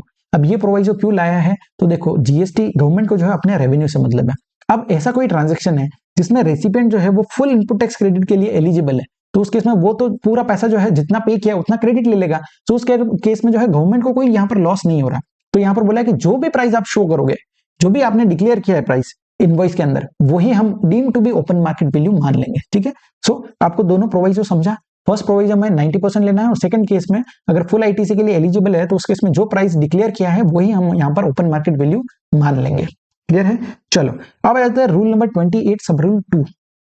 ये रूल जो है, ये रूल क्या बोलता है, देखिए, the value of supply of services by a supplier to a recipient who is related person, मतलब रिलेटेड पर्सन है, सर्विस दे रहा है, सर्विस क्या दे रहा है, by way of providing corporate guarantee to any banking company और financial institution on behalf of the said recipient, मतलब देखिए एक व्यक्ति है जो किसी और व्यक्ति जो उसका रिलेटेड पर्सन है उसके बिहाफ पे गारंटी दे रहा है, कॉर्पोरेट गारंटी बैंक को, ठीक है। तो उस केस में वैल्यू क्या माना जाएगा, तो बोला है 1% of the amount of such guarantee offered per annum, ये चीज पर ध्यान देना, पर एनम बोला 1%, ठीक है। तो जितना आपको गारंटी दे रहे हो उसका 1% या फिर the actual consideration whichever is higher, ये वैल्यू आपको ले लेना है। आप एक एग्जांपल से समझते हैं, मान लीजिए मैंने यहाँ पर जो है मेरे रिलेटेड पर्सन का यहाँ पर गारंटी दिया है, कॉर्पोरेट गारंटी, और गारंटी दिया है 1 करोड़ रुपीस का। तो उस केस में क्या होगा, आपका वैल्यू क्या होगा, 1 करोड़ रुपीस का गारंटी दे रहा हूं तो 1 करोड़ का 1% मतलब हो गया 1 लाख रुपीस, और दी एक्चुअल कंसिडरेशन, अगर मुझे कोई एक्चुअल कंसिडरेशन रिसीव ही नहीं हुआ तो उस केस में 1 लाख और 0 रुपीस विचएवर इज हायर कितना हो जाएगा, 1 लाख, ठीक है। और अगर मुझे कुछ एक्चुअल कंसिडरेशन मिलता है, मान लीजिए मुझे 5 लाख रुपीस उसके लिए मिला है, तो उस केस में हायर क्या हो जाएगा, 5 लाख, जो एक्चुअल कंसिडरेशन मैंने चार्ज किया है, क्योंकि मैं सर्विस दे रहा हूं, सर्विस क्या है, कॉर्पोरेट गारंटी की, तो वो यहाँ पर जो है जितना आपको देखना है दोनों में से जो हायर रहेगा वही आपका वैल्यू मान लिया जाएगा, ठीक है। अब नेक्स्ट सेम प्रोविजन दिया है कि अगर रेसिपिएंट एलिजिबल है for full input tax credit, उस केस में जो वैल्यू आप डिक्लेयर करोगे अपने इनवॉइस में वही deem to be the value of the said supply of service, वही डीम्ड यहाँ पर हम लोग मान लेंगे वैल्यू, ठीक है। तो सेम प्रोविजन हमने देखा है। अब नेक्स्ट क्या बोला है, रूल 28 जो है आपको दोनों ही केस में लगाना है, चाहे आप जब भी ट्रांजैक्शन कर रहे हो रिलेटेड पर्सन के बीच या डिस्टिंक्ट पर्सन के बीच, उस केस में चाहे कंसिडरेशन है चाहे ना हो, दोनों ही केस में रूल 28 के हिसाब से वैल्यू डिटरमाइन किया जाएगा। अब यहाँ पर कुछ क्लैरिफिकेशंस दिए हुए हैं जो कि अमेंडमेंट है आपके May 25 के लिए। ये क्लैरिफिकेशंस क्या बोलते हैं, तो देखो पहला बोला है लोन ओनली पार्टली अवेल्ड और नॉट अवेल्ड एट ऑल। मतलब देखिए मैंने 1 करोड़ का गारंटी दिया, ठीक है, लेकिन जो सामने वाला व्यक्ति जो रेसिपेंट है उसको जो लोन मिला है, लोन का अमाउंट मान लीजिए 60 लाख रुपीज ही है, गारंटी मैंने 1 करोड़ रुपीज का दिया, लेकिन लोन जो सेंक्शन हुआ है वो 60 लाख का ही हुआ, तो उस केस में कोई भी यहाँ पर जीएसटी का चेंज नहीं आएगा, ठीक है, चाहे लोन पार्टली अवेल किया हो या नॉट अवेल्ड एट ऑल, मतलब चाहे ना भी लिया हो, मैंने तो गारंटी दे दिया तो वो मेरा वैल्यू बन जाएगा और मेरे को जो है रूल 28 सब रूल 2 के हिसाब से ही यहाँ पर वैल्यू लेकर के टैक्स का पेमेंट करना पड़ेगा। क्लियर है। फर्दर क्या बोला है, the recipient will be eligible to avail full ITC irrespective of the when the loan is actually disbursed to him or irrespective of the amount of loan actually disbursed। अब देखिए मैं जो service दे रहा हूँ कॉर्पोरेट गारंटी का, तो उस केस में मेरे को 1% वैल्यू और actual whichever is higher है उसके हिसाब से मुझे यहाँ पर जो है टैक्स का पेमेंट करना है, वो मेरा वैल्यू बन जाएगा। अब उसका आईटीसी जो है वो रेसिपिएंट यहाँ पर फुल आईटीसी ले सकता है, इवन दो उसको लोन नहीं मिला अभी तक, गारंटी दे दिया लेकिन लोन अभी तक नहीं मिला या लोन आगे चलकर मिलेगा या फिर लोन पार्टली मिला है, उससे कोई फर्क नहीं पड़ता है, ठीक है। आपने गारंटी दे दिया, आपका गारंटी का सर्विस हो गया, उसके अगेंस्ट आपने कंसिडरेशन पे कर दिया, तो आपको फुल आईटीसी यहाँ पर मिल जाएगा। सो फर्स्ट केस हमारा वो क्लियर है। Second case take over of existing loan. अब देखिए कोई लोन है जो टेक ओवर कर दिया एक बैंक ने दूसरी बैंक से, ठीक है, तो उस केस में क्या होगा, तो यहाँ पर कोई भी चेंज नहीं आएगा हमारा गारंटी के केस में, ठीक है। So this is there is merely an assignment of an already issued corporate guarantee. Corporate guarantee एक बार दे चुके हैं, ठीक है, उसमें कॉर्पोरेट गारंटी में कोई चेंज नहीं है, सिर्फ एक बैंक ने जो है वो यहाँ पर एग्जिस्टिंग लोन को टेक ओवर कर दिया, तो उससे कोई भी चेंज नहीं आएगा। चेंज कब आएगा, जब यहाँ पर आपको जो है कोई फ्रेश कॉर्पोरेट गारंटी देना पड़ रहा है। आपने कोई फ्रेश कॉर्पोरेट गारंटी दिया है तो उस केस में फिर से आपको टैक्स लगेगा, या फिर there is renewal of existing corporate guarantee, या तो रिन्यूअल है या फिर फ्रेश कॉर्पोरेट गारंटी दे रहे हो, उस केस में यहाँ पर जीएसटी की बात आएगी। अदरवाइज अगर टेक ओवर कर दिया है तो उस केस में कोई भी जीएसटी अलग से नहीं लगेगा, आपने जो पहले जीएसटी पे किया है वो ही सफिशिएंट है। क्लियर है। चलो नेक्स्ट आ जाते हैं इंट्रा ग्रुप कॉर्पोरेट गारंटी। अब देखिए इंट्रा ग्रुप कॉर्पोरेट गारंटी क्या होता है, एक ग्रुप के अंदर काफी सारी कंपनीज होती है, ठीक है, तो एक कंपनी अपनी दूसरी कंपनी के बिहाफ पे गारंटी देती है, नॉर्मल प्रैक्टिस है। तो दो इश्यूज यहाँ पर क्लियर किए हैं। पहला इशू बोलता है अगर कोई डोमेस्टिक कॉर्पोरेट है जो कि issues intra group guarantee, domestic company है और वो यहाँ पर कॉर्पोरेट गारंटी देता है, इंट्रा ग्रुप गारंटी देता है, तो उस केस में जीएसटी पे होगा under forward charge mechanism, FCM के अंदर ही यहाँ पर जीएसटी पे किया जाएगा। And invoice is to be issued by the supplier of service of providing corporate guarantee to the related recipient. जो व्यक्ति कॉर्पोरेट गारंटी दे रहा है वही इनवॉइस इशू करेगा और वो फॉरवर्ड चार्ज के अंदर टैक्स का पेमेंट करेगा। क्लियर है। ये केस कौन सा है, जब डोमेस्टिक कॉर्पोरेट जो है वो इशू करता है इंट्रा ग्रुप गारंटी का। अब सेकंड केस, अगर कोई फॉरेन की कंपनी है या ओवरसीज एंटिटी है, ठीक है, जो यहाँ पर अपने रिलेटेड पर्सन, जो रिलेटेड पर्सन कहाँ है, इंडिया के अंदर डोमेस्टिक टेरिटरी में, सो रिलेटेड पर्सन को अगर कोई भी कॉर्पोरेट गारंटी दे रहा है तो ये क्या कहलाएगा, ये एक तरह का इंपोर्ट ऑफ सर्विस है, ठीक है। बाहर की कंपनी आपको कोई सर्विस दे रही है इंडिया के व्यक्ति को, उस केस में जो व्यक्ति लोकेटेड है टैक्सेबल टेरिटरी में, डोमेस्टिक टेरिटरी में, वो व्यक्ति यहाँ पर रिवर्स चार्ज मैकेनिज्म में टैक्स का पेमेंट करेगा और रिवर्स चार्ज मैकेनिज्म में उसको सेल्फ इनवॉइसिंग यहाँ पर बनाना पड़ेगा, ठीक है। So GST would be payable under reverse charge mechanism. जो यहाँ पर रिलेटेड पर्सन है जो इंडिया के अंदर है वो यहाँ पर टैक्स का पेमेंट करेगा। सो अगर डोमेस्टिक कंपनी दे रही है तो फॉरवर्ड चार्ज, अगर फॉरेन कंपनी है वो यहाँ पर इंडिया में कोई सर्विस दे रही तो वो इंपोर्ट ऑफ सर्विस और रिवर्स चार्ज मैकेनिज्म में कवर हो जाएगा, ठीक है। नेक्स्ट आ जाते हैं export of service. Export of service के केस में क्या बोला है, above provision will not apply in case of export of services. अब देखो हमने पहले जो केस देखा ये वाला सेकंड वाला, जहां पर कोई ओवरसीज कंपनी जो बाहर बैठी है वो सर्विसेज दे रही है कॉर्पोरेट गारंटी का, इंडियन कंपनी हो जो कि इंडिया में है, ठीक है, तो उसको अगर कोई सर्विस दे रही तो वो इंपोर्ट ऑफ सर्विस है, वो यहाँ पर कवर हो जाएगा और आरसीएम में यहाँ पर टैक्स का पेमेंट करना पड़ेगा। अगर कोई कंपनी है जो इंडिया में है और वो कॉर्पोरेट गारंटी दे रही किसी रिलेटेड पर्सन का जो कि बाहर है, आउटसाइड इंडिया है, तो एक्सपोर्ट ऑफ सर्विस का अगर केस है तो वो यहाँ पर जो है इस रूल के अंदर कवर नहीं होगा, ठीक है। तो आपको ध्यान रखना है एक्सपोर्ट ऑफ सर्विस यहाँ पर कवर नहीं होगा। इंपोर्ट ऑफ सर्विस है, अगर बाहर की कंपनी गारंटी दे रही है तो वो यहाँ पर कवर हो जाएगा, ठीक है। नेक्स्ट आ जाते हैं corporate guarantee for multiple years और फॉर लेस देन 1 ईयर। अब देखिए ये जो पर एनम का देखा ना, 1% of the guarantee given per annum आपको देखना है। अगर आपके 5 ईयर्स तक का दे रहे हो, ठीक है, मान लीजिए मैंने गारंटी दिया है 5 ईयर्स तक का, सो 1% मुझे लेना है, उसको मल्टीप्लाई करना है 5 ईयर्स से, ठीक है। और उसके बाद कितना अमाउंट है आपका, मान लीजिए 1 करोड़ का आपने गारंटी दिया है, तो इस तरह से जो है आपको ये अमाउंट देखना है और क्या देखोगे, एक्चुअल। सो इन दोनों में से जो भी हायर अमाउंट रहेगा वो आपको यहाँ पर वैल्यू लेना है। अगर मोर देन 1 ईयर के लिए है, अगर मान लीजिए हाफ ईयर के लिए ही है, ठीक है, तो उस केस में क्या होगा, 1% को जो है आपको मल्टीप्लाई करना है 6/12, सो कितना हो जाएगा, 0.5% की रेट से आपका यहाँ पर हो जाएगा। तो सिंपल ये क्लैरिफिकेशन है कि आपको जो है ध्यान रखना है 1% जो है वो पर एनम यहाँ पर लेना है। नेक्स्ट यहाँ पर क्या बोला है, सेम चीज बोला है, अगर हाफ है तो आपको डिवाइड कर देना है। Next, corporate guarantee for multiple related entities. अब देखिए यहाँ पर क्या हो रहा है, जब कोई दो व्यक्ति मिलकर के गारंटी दे रहे हैं, ठीक है, को गारंटर्स है, उस केस में आपको देखना है कि हायर अमाउंट क्या है। हमने दो चीजें देखी, पहला तो दो एक्चुअल कंसिडरेशन और दूसरा 1% ऑफ द गारंटी गिवन, ठीक है, पर एनम। सो इन दोनों में से हायर देखना है। अब फर्स्ट केस में जहां पर टोटल कंसिडरेशन जो है वो हायर है, जो आपको कंसिडरेशन पे किया है वो यहाँ पर हायर है, उस केस में जितना कंसिडरेशन पे किया है वही आपका वैल्यू हो जाएगा। ठीक है, एक एग्जांपल से समझते हैं। दो एंटिटी है, ठीक है, एक है ए, एक है बी। ए ने यहाँ पर 1 लाख रुपीज का यहाँ पर गारंटी दिया है और बी ने यहाँ पर 2 लाख रुपीज का गारंटी दिया। तो इस केस में हमारा ये अमाउंट हायर अगर आ रहा है तो वैल्यू क्या होगा, ए के लिए 1 लाख वैल्यू हो जाएगा और बी के लिए जो है 2 लाख यहाँ पर वैल्यू हो जाएगा। दोनों केस में हमारा क्लियर है क्योंकि यही अमाउंट हायर है। दूसरा, अब जो दूसरा केस है वो आपको ध्यान रखना है, जहां पर 1% ऑफ द गारंटी है वो यहाँ पर हायर आता है, ठीक है। तो उस केस में क्या होगा, if 1% of the total guarantee amount is higher, उस केस में जीएसटी पे करना है आपको, जीएसटी पेबल बाय ईच को guarantor proportionately on 1% of the amount guaranteed by him. तो वो जो 1% है उसका आपको प्रोपोर्शन करना पड़ेगा दोनों के, यहाँ पर दोनों को गारंटर्स है तो दोनों का प्रोपोर्शनेटली आपको यहाँ पर लेना है, ठीक है। तो आई होप आपको ये समझा है। नेक्स्ट आ जाते हैं सर्कुलर, जो बात करता है issues pertaining to taxability of personal guarantee और कॉर्पोरेट गारंटी। अब देखो यहाँ पर क्या हो रहा है, कोई डायरेक्टर है जो पर्सनल गारंटी दे रहा है, ठीक है। So personal bank guarantee by director to bank for a company.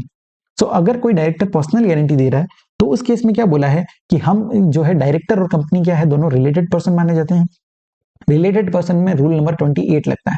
Rule number 28 बोलता है कि ओपन मार्केट वैल्यू आपको लेना है, ठीक है, वही आपका वैल्यू माना जाएगा। अब यहाँ पर जो है इसके रिगार्डिंग आरबीआई ने यहाँ पर एक गाइडलाइन निकाला है और बोला है कि अगर कोई डायरेक्टर अपने पर्सनल कैपेसिटी में कोई गारंटी देता है कंपनी को, तो उस केस में कंपनी जो है कोई भी तरह का कंसिडरेशन नहीं पे कर सकती। So no consideration by way of commission, brokerage fees और any other amount form can be paid to the director by the company. Company को किसी भी तरह का पैसा पे नहीं करना है डायरेक्टर को, आरबीआई का गाइडलाइन है। अब चूंकि आरबीआई का गाइडलाइन है तो उसका ओपन मार्केट वैल्यू क्या होगा, कोई भी कंपनी यहाँ पर पैसा पे नहीं कर सकती कि डायरेक्टर को, तो उस केस में ओपन मार्केट वैल्यू ही आपका यहाँ पर 0 हो जाएगा, ठीक है। सो इवन दो रूल 28 में कवर हो रहा है विदाउट कंसिडरेशन है रिलेटेड पर्सन के, तो भी शेड्यूल 1 में कवर था, वो सप्लाई माना जाएगा, तो रूल नंबर 28 लगेगा। रूल नंबर 28 बोलता है ओपन मार्केट वैल्यू, लेकिन ओपन मार्केट वैल्यू आपका 0 हो जाएगा क्योंकि आरबीआई का गाइडलाइन है कि आप किसी भी तरह का पैसा पे नहीं कर सकते हो डायरेक्टर को। सो उस केस में there is no question of such supply and transaction having an open market value. Accordingly, open market value of the said transaction or supply may be treated as 0. Open market value क्या हो जाएगा, 0, and therefore no tax is payable on such supply of service by the director to the company. इस case में कोई भी tax का payment नहीं रहेगा। क्लियर है। चलो नेक्स्ट आ जाते हैं corporate guarantee provided by related person without consideration.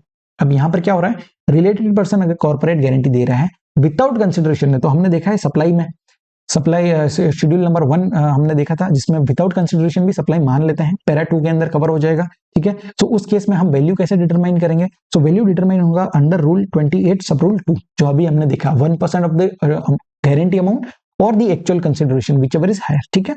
जहां पर विदाउट कंसिडरेशन है तो आपको यहाँ पर कवर हो जाएगा। ये क्या कहलाएगा, शेड्यूल 1 के हिसाब से हमारा सप्लाई में कवर हो जाएगा। चलो नेक्स्ट आ जाते हैं सर्कुलर नंबर 199।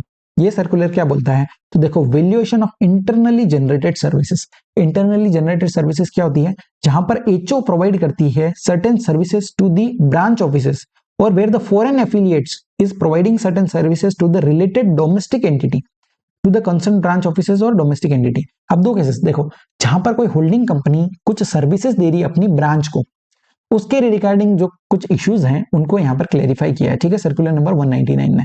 अब 1 बाय 1 देखते हैं। पहला इशू क्या बोलता है, देखिए in respect of internally generated services there may be cases where HO is providing certain services to branch. Head office जो है काफी सारी सर्विस देती है अपने ब्रांच को। पहला केस बोलता है जहां पर branch is eligible for full input tax credit, branch को यहाँ पर जो है फुल इनपुट टैक्स क्रेडिट मिलता है। और नेक्स्ट क्या बोला है, यहाँ पर क्वेश्चन पूछ रहे हैं कि क्या हेड ऑफिस को जो है mandatorily required to issue invoice to the branch, क्या उसको इनवॉइस इशू करना पड़ेगा जो वो सर्विस दे रहा है ब्रांच को। और दूसरा, हेड ऑफिस जो सर्विस दे रहा है, क्या उस सर्विस में अगर वो इनवॉइस रेज करता है तो क्या उसको सैलरी का पार्ट भी इंक्लूड करना पड़ेगा। ठीक है, तो salary cost of employ involve in providing set services, वो भी आपको इंक्लूड करना है क्या। सैलरी कॉस्ट का मतलब क्या हुआ, तो समझो हेड ऑफिस का कोई एम्प्लॉय है, ठीक है, जिसकी सैलरी कौन देता है, हेड ऑफिस देता है, लेकिन वो एम्प्लॉय काम करता है ब्रांच ऑफिस का। तो यहां पर क्या हो रहा है, ब्रांच ऑफिस का काम कर रहा है लेकिन सैलरी दे रहा है हेड ऑफिस। तो जब वो इनवॉइस बनाएगा हेड ऑफिस ब्रांच ऑफिस को, तो क्या उसको सैलरी कॉस्ट भी इंक्लूड करना चाहिए। और क्या पहला क्वेश्चन है कि क्या उसको इनवॉइस बनाना चाहिए, तो उसके रिगार्डिंग देखो यहाँ पर क्लेरिफिकेशन क्या बोला है कि हेड ऑफिस अगर अपने ब्रांच ऑफिस को कोई सर्विस दे रहा है तो ये डिस्टिंक्ट पर्सन में कवर हो जाएगा, रूल नंबर 28 लगेगा। रूल नंबर 28 क्या बोलता है भैया कि हमारा जो ओपन मार्केट वैल्यू है वो हम सबसे पहले लेते हैं। ठीक है, तो इस केस में जो है ओपन मार्केट वैल्यू आपका लेना है, लेकिन एक प्रोवाइजो हमने देखा है, सेकंड प्रोवाइजो जो बात करता है कि अगर रेसिपिएंट है जो एलिजिबल है फुल इनपुट टैक्स क्रेडिट के लिए, जो हमने यहाँ पर देखा। ठीक है, अगर recipient is eligible for full input tax credit then the value declared in the invoice shall be deemed to be the open market value. So यहाँ पर फुल आईटीसी के लिए अवेलेबल है ब्रांच को, तो उस केस में जो वैल्यू डिक्लेयर करोगे वही हम यहाँ पर deem to be open market value मान लेंगे। अब उस वैल्यू में आप चाहे सैलरी कॉस्ट इंक्लूड करो ना करो, उससे कोई फर्क नहीं पड़ता, जो भी वैल्यू आप डिक्लेयर करोगे वही हमारा ओपन मार्केट वैल्यू बन जाएगा। क्लियर है, सो फर्स्ट इश्यू यही बोलता है। नेक्स्ट क्या बोला है, further in such cases where full ITC is available to the recipient if HO has not issued a tax invoice, अगर उसने किसी तरह का टैक्स इनवॉइस इशू ही नहीं किया, उस केस में हम यहाँ पर वैल्यू क्या मानेंगे, value shall be deemed to be declared as nil, value को हम डीम टू बी निल मान लेंगे और उसी हिसाब से जो है वैल्यू यहाँ पर डिसाइड होगा। सो रूल कौन सा लगेगा, रूल नंबर 28। फर्स्ट इश्यू आपको समझा कि नहीं समझा। चलो नेक्स्ट आ जाते हैं, जहां पर सेकंड केस में क्या हो रहा है, हेड ऑफिस अपनी ब्रांच ऑफिस को कोई सर्विस दे रहा है, ठीक है, और जहां पर full input tax credit is not available to the branch, input tax credit यहाँ पर अवेलेबल नहीं है। अब क्वेश्चन क्या पूछा है कि क्या हमारे को जो सैलरी कॉस्ट है, सैलरी ऑफ द एम्प्लॉय, वो यहाँ पर इंक्लूड करना पड़ेगा क्या। तो यहाँ पर एक रिलैक्सेशन दिया है और बोला है कि आपको कोई मैंडेटरी नहीं है। ठीक है, so it is not mandatory required to be included while computing the taxable value of the supply, मतलब जो सर्विसेज हेड ऑफिस दे रहा है अपनी ब्रांच ऑफिस को, उसमें आप चाहो तो सैलरी कॉस्ट इंक्लूड करो, आप चाहो तो ना करो, इसमें कोई यहाँ पर मैंडेटरी यहाँ पर कुछ भी नहीं बोला है। क्लियर है, चलो नेक्स्ट थर्ड केस क्या बोलता है, अगर आप कोई भी इंपोर्ट ऑफ सर्विस कर रहे हो जिसमें कोई कंपनी है जो बाहर की फॉरेन एंटिटी है, वो यहाँ पर अपनी ब्रांच है जो इंडिया के अंदर है डोमेस्टिक एंटिटी में, वो डोमेस्टिक टेरिटरी में, सो उसको अगर कोई सर्विस दे रही है तो उस केस में क्वेश्चन क्या पूछा है, हमें बताना है accordingly in cases where the foreign affiliates is providing certain services to the related domestic entity and where full input tax credit is available. अब ये देखो, ये चीज को ध्यान रखना है, ब्रांच को क्या है, फुल आईटीसी यहाँ पर अवेलेबल है to the said related domestic entity, how will the value of supply shall be determine, value कैसे डिटरमाइन करेंगे। देखो हम अगर यहाँ पर डोमेस्टिक कंपनी को जो ब्रांच है उसको अगर फुल आईटीसी अवेलेबल है तो हमारा वही सेकंड प्रोवाइजो लग जाएगा कि जहां पर फुल आईटीसी अवेलेबल है तो जो वैल्यू आप डिक्लेयर करोगे अपने इनवॉइस में वही हमारा ट्रांजैक्शन वैल्यू बन जाएगा। सो रूल आपको 28 ही लगाना है, ठीक है, और जो वैल्यू यहाँ पर डिक्लेयर किया जाएगा वही हम ले लेंगे। अगर कोई भी वैल्यू नहीं दिया है उस केस में value shall be deemed to be declared as nil. Clear है, सो रूल 28 आपको समझा। यहाँ पर हमारा रूल नंबर 28 पूरा कंप्लीट होता है। इस बार रूल नंबर 28 में जो है काफी अमेंडमेंट भी है और हर बार का जो है रूल नंबर 28 इंस्टीट्यूट का फेवरेट एरिया है क्वेश्चन पूछने का। सो रूल 28 को जो है आपको अच्छे से कवर करना है। नेक्स्ट आ जाता है रूल नंबर 29, ये बात करता है value of supply of goods made और रिसीव्ड थ्रू एन एजेंट। अब देखो एक चीज जो यहाँ पर ध्यान देने वाली है, सिर्फ गुड्स बोला है, ठीक है, रूल नंबर 27 और 28 दोनों में गुड्स और सर्विस दोनों की बात हुई थी। रूल नंबर 29 जो है वो सिर्फ गुड्स की बात करता है। So value of supply of goods made और रिसीव थ्रू एन एजेंट, अगर एजेंट के द्वारा आप सप्लाई कर रहे हो या रिसीव कर रहे हो उस केस में वैल्यू कैसे डिटरमाइन होगा। सो यहां पर बोला है सबसे पहले जो है वैल्यू क्या होगा, तो value shall be the open market value of the goods being supplied, जो गुड्स सप्लाई कर रहे हो उसका जो ओपन मार्केट वैल्यू वो वैल्यू ले लो, या फिर और बोला है 90% of the price charge for the supply of goods of like kind and quality by the recipient to his customer not being the related person where the goods are intended for further supply by the said recipient। अगर supplier जो है वो आगे further supply कर रहा है तो उस केस में जो अपने कस्टमर से जितना पैसा चार्ज कर रहा है उसका 90% ले लो। सो दोनों में यहां पर ऑप्शन दिया है, ठीक है, so supplier has the option to choose either of the two methods, दोनों में से जो आपको सुटेबल लगता है वो मेथड आप यहाँ पर ले सकते हो। पहला क्या बोला, या तो ओपन मार्केट वैल्यू ले लो या फिर जो 90% वैल्यू है जो अपने कस्टमर से चार्ज करता है वो यहां पर आपको ले लेना है। ठीक है, अब नेक्स्ट अगर इसके अकॉर्डिंगली अगर आप वैल्यू नहीं डिटरमाइन कर पा रहे हो उस केस में हमारे को रूल नंबर 30 के हिसाब से वैल्यू डिटरमाइन करना पड़ेगा, जो बोलता है कि कॉस्ट प्लस 10% मार्कअप। और अगर रूल नंबर 30 भी से भी वैल्यू डिटरमाइन नहीं हो रहा है, उस केस में रूल नंबर 31 जो बात करता है अदर रीजनेबल मीन्स, उसके हिसाब से आपको यहाँ पर वैल्यू डिटरमाइन करना रहेगा। क्लियर है? चलो अब यहाँ पर ध्यान रखना, it may be noted that only the supply of goods between principal and agent is value. ठीक है, therefore the supply of service, जैसे कि आपका हो गया कमीशन बेस्ड सर्विसेज हो गई, provided by the commission agent for procuring orders, undertaking market research etcetera, are not valued under rule number 29। So service अगर आप कोई दे रहा है एजेंट, तो वो यहाँ पर कवर नहीं होगी, आपको सिर्फ यहाँ पर गुड्स का जो वैल्यू है यहाँ पर रूल नंबर 29 में डिटरमाइन करना रहेगा। ठीक है, चलो यहाँ पर कुछ एग्जांपल भी दिया है। नेक्स्ट आ जाता है रूल नंबर 30। अब रूल नंबर 30 हम ऑलरेडी पढ़ चुके हैं। ये क्या बोलता है? Value of supply of goods और सर्विस और बोथ बेस्ड ऑन कॉस्ट। अगर आपका वैल्यू डिटरमाइन नहीं होता है प्रीवियस किसी मेथड से, उस केस में आपको जो है 110% of the cost of production, जितना आपका कॉस्ट ऑफ प्रोडक्शन है उसका 10% आपको और ऐड कर लेना है, या फिर जितना आपका कॉस्ट ऑफ मैन्युफैक्चरिंग है, या फिर cost of acquisition of such goods और cost of provision of such service. अगर सर्विस का केस है तो जितना आपका वैल्यू है सर्विस का, प्रोविजन ऑफ सर्विस का, उसका 110% आपको यहाँ पर ले लेना है। ठीक है, गवर्नमेंट का प्रिजम्पशन क्या है कि एटलीस्ट व्यक्ति जो है 10% तो प्रॉफिट कमाएगा। क्लियर है? चलो रूल नंबर 31 नेक्स्ट आ जाता है, जो बात करता है residual method for determination of value of supply of goods और सर्विस और बोथ। मतलब देखो ये क्या बोलता है कि अगर आप वैल्यू डिटरमाइन नहीं कर पा रहे हो तो वैल्यू जो है डिटरमाइन करना है यूजिंग रीजनेबल मींस, जो कि कंसिस्टेंट हो with the principles and general provisions of section number 15। ठीक है, लेकिन इसके केस में हमने एक चीज और देखा था कि अगर कोई सप्लाई ऑफ सर्विस है, उस केस में जो है आप रूल नंबर 30 स्किप कर सकते हो और सीधा जो है आप जो है रूल नंबर 31 यहाँ पर लगा सकते हो। क्लियर है? चलो नेक्स्ट आ जाता है रूल नंबर 31E। ये बात करता है value of supply in case of lottery, batting, gambling and horse racing. So 4 services यहां पर दिया है। ठीक है, लॉटरी हो गया, बैटिंग हो गया, गैम्बलिंग हो गया, हॉर्स रेसिंग हो गया।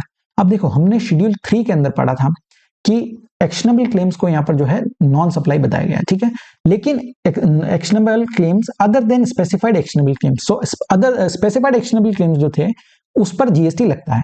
सो स्पेसिफाइड एक्शनेबल क्लेम का वैल्यू क्या रहेगा वो यहाँ पर हम देखेंगे रूल नंबर 31 के अंदर। सो 31A बोलता है 4 चीजों की, लॉटरी, बैटिंग, गैम्बलिंग और हॉर्स रेसिंग है। उस केस में वैल्यू कैसे डिटरमाइन करेंगे? तो पहला, अगर आप सप्लाई कर रहे हो लॉटरी का by an organising state, organising state क्या होता है? वो स्टेट गवर्नमेंट जो लॉटरी यहाँ पर इशू कर रही है। ठीक है, जो लॉटरी यहाँ पर कंडक्ट कर रही है। तो लॉटरी के केस में वैल्यू क्या लेना है? तो बोला है higher of the two amount to be deemed as value, दोनों में से हायर आपको देखना है। तो पहला बोला है 100 divide by 128 of the face value of the ticket और 100 divide by 128 of the price as notified in the official gazette by the organising state. अब देखो लॉटरी के केस में जो है यहाँ पर गवर्नमेंट अजम्पशन लेती है कि अलग से कोई भी जीएसटी यहाँ पर चार्ज नहीं करेगा। ठीक है, अलग से कोई जीएसटी का पैसा पे नहीं करेगा। तो जो पैसा आप लॉटरी का चार्ज कर रहे हो वो इंक्लूसिव ऑफ जीएसटी है, तो उसको ही हम यहाँ पर वैल्यू ले लेंगे। तो जो वैल्यू आपने लिया है उसको मल्टीप्लाई करना है 100 डिवाइड बाय 128, 28 यहाँ पर 28% रेट लगता है, तो 100 डिवाइड बाय 128% करना है of the face value of the ticket. So वो आपका वैल्यू यहाँ पर आ जाएगा। क्लियर है? नेक्स्ट बोला है supply of actionable claims in the form of chances to win in betting, gambling और हॉर्स रेसिंग। तो फर्स्ट लॉटरी का हमने यहाँ पर देखा और बाकी की 3 यहाँ पर चीजें कवर हो गई। सो इनके केस में betting, gambling and horse racing के केस में आपका वैल्यू क्या होगा? तो 100% of the face value of the bet और the amount paid into the totalisator. जितना बेट आपने पैसा पे किया बेटिंग के लिए उसका वही आपका वैल्यू यहाँ पर बन जाएगा। ठीक है, so 100% of the face value of the bet. अब दूसरा क्या बोला है? Amount paid into the totalisator. Totalisator क्या होता है? तो देखो ये एक तरह का डिवाइस होता है जहां पर सारा बेटिंग का अमाउंट यहाँ पर इकट्ठा किया जाता है। तो जितना भी बेटिंग का अमाउंट आया है वो इकट्ठा होता है, उसके बाद जो भी विनिंग पर्सन रहता है, जो उस बेटिंग में जीता है, उसको जो है वो यहाँ पर विनिंग अमाउंट पे किया जाता है आफ्टर डिडक्टिंग सम कमीशन। ठीक है, तो जो भी डिडक्शन होते हैं, चार्जेस हो गया, कोई स्टैट्यूटरी टैक्सेस हो गए, वो डिडक्ट करने के बाद पूरा पैसा जो है उस विनिंग वाले पर्सन को यहाँ पर पे कर दिया जाता है। तो ये क्या है? कंप्यूटराइज डिवाइस है। तो जितना वैल्यू आपने पे किया है वो 100% ऑफ द फेस वैल्यू आपका वैल्यू मान लिया जाएगा। क्लियर है? चलो नेक्स्ट आ जाता है रूल नंबर 31B। ये बात करता है value of supply in online gaming including the online money gaming. अब देखो इस तरह से जो है आजकल ऑनलाइन मनी गेमिंग काफी बच्चे खेलने लग गए हैं। ठीक है, ड्रीम 11 वगैरह हो गया, तो वहां पर पैसा लगाते हैं और कुछ ना कुछ गेम खेलते हैं। इस केस में आपका वैल्यू क्या कहलाएगा? तो देखो value of supply shall be the total amount of money a player pays और deposit with the gaming platform. आपने गेमिंग प्लेटफॉर्म पे जितना पैसा पे किया है वही आपका वैल्यू यहाँ पर मान लिया जाएगा। ठीक है, any form of payment, payment किसी भी मोड में हो सकता है, आपने मनी में पे किया है या फिर आपने कोई वर्चुअल डिजिटल एसेट की फॉर्म में यहाँ पर पैसा पे किया है, वो भी यहाँ पर इंक्लूड होगा। लेकिन अगर कोई पैसा आपको रिफंड कर दिया जाए, ठीक है, so any refunded amount are included in the value of supply. अगर कोई पैसा रिफंड भी कर दिया तो भी वो इंक्लूड में ही आपकी वैल्यू ऑफ सप्लाई में इंक्लूड ही होगा, ठीक है, तो वो यहाँ पर लेस नहीं होगा। सो एक चीज आपको ध्यान रखना है, ऑनलाइन मनी गेमिंग के केस में जितना पैसा आपने डिपॉजिट किया है, जितना आपने यहाँ पर गेमिंग प्लेटफॉर्म को पैसा पे किया है, वही आपका वैल्यू बन जाएगा, ठीक है। सो क्लियर है 31B। अब आ जाते हैं रूल नंबर 31C।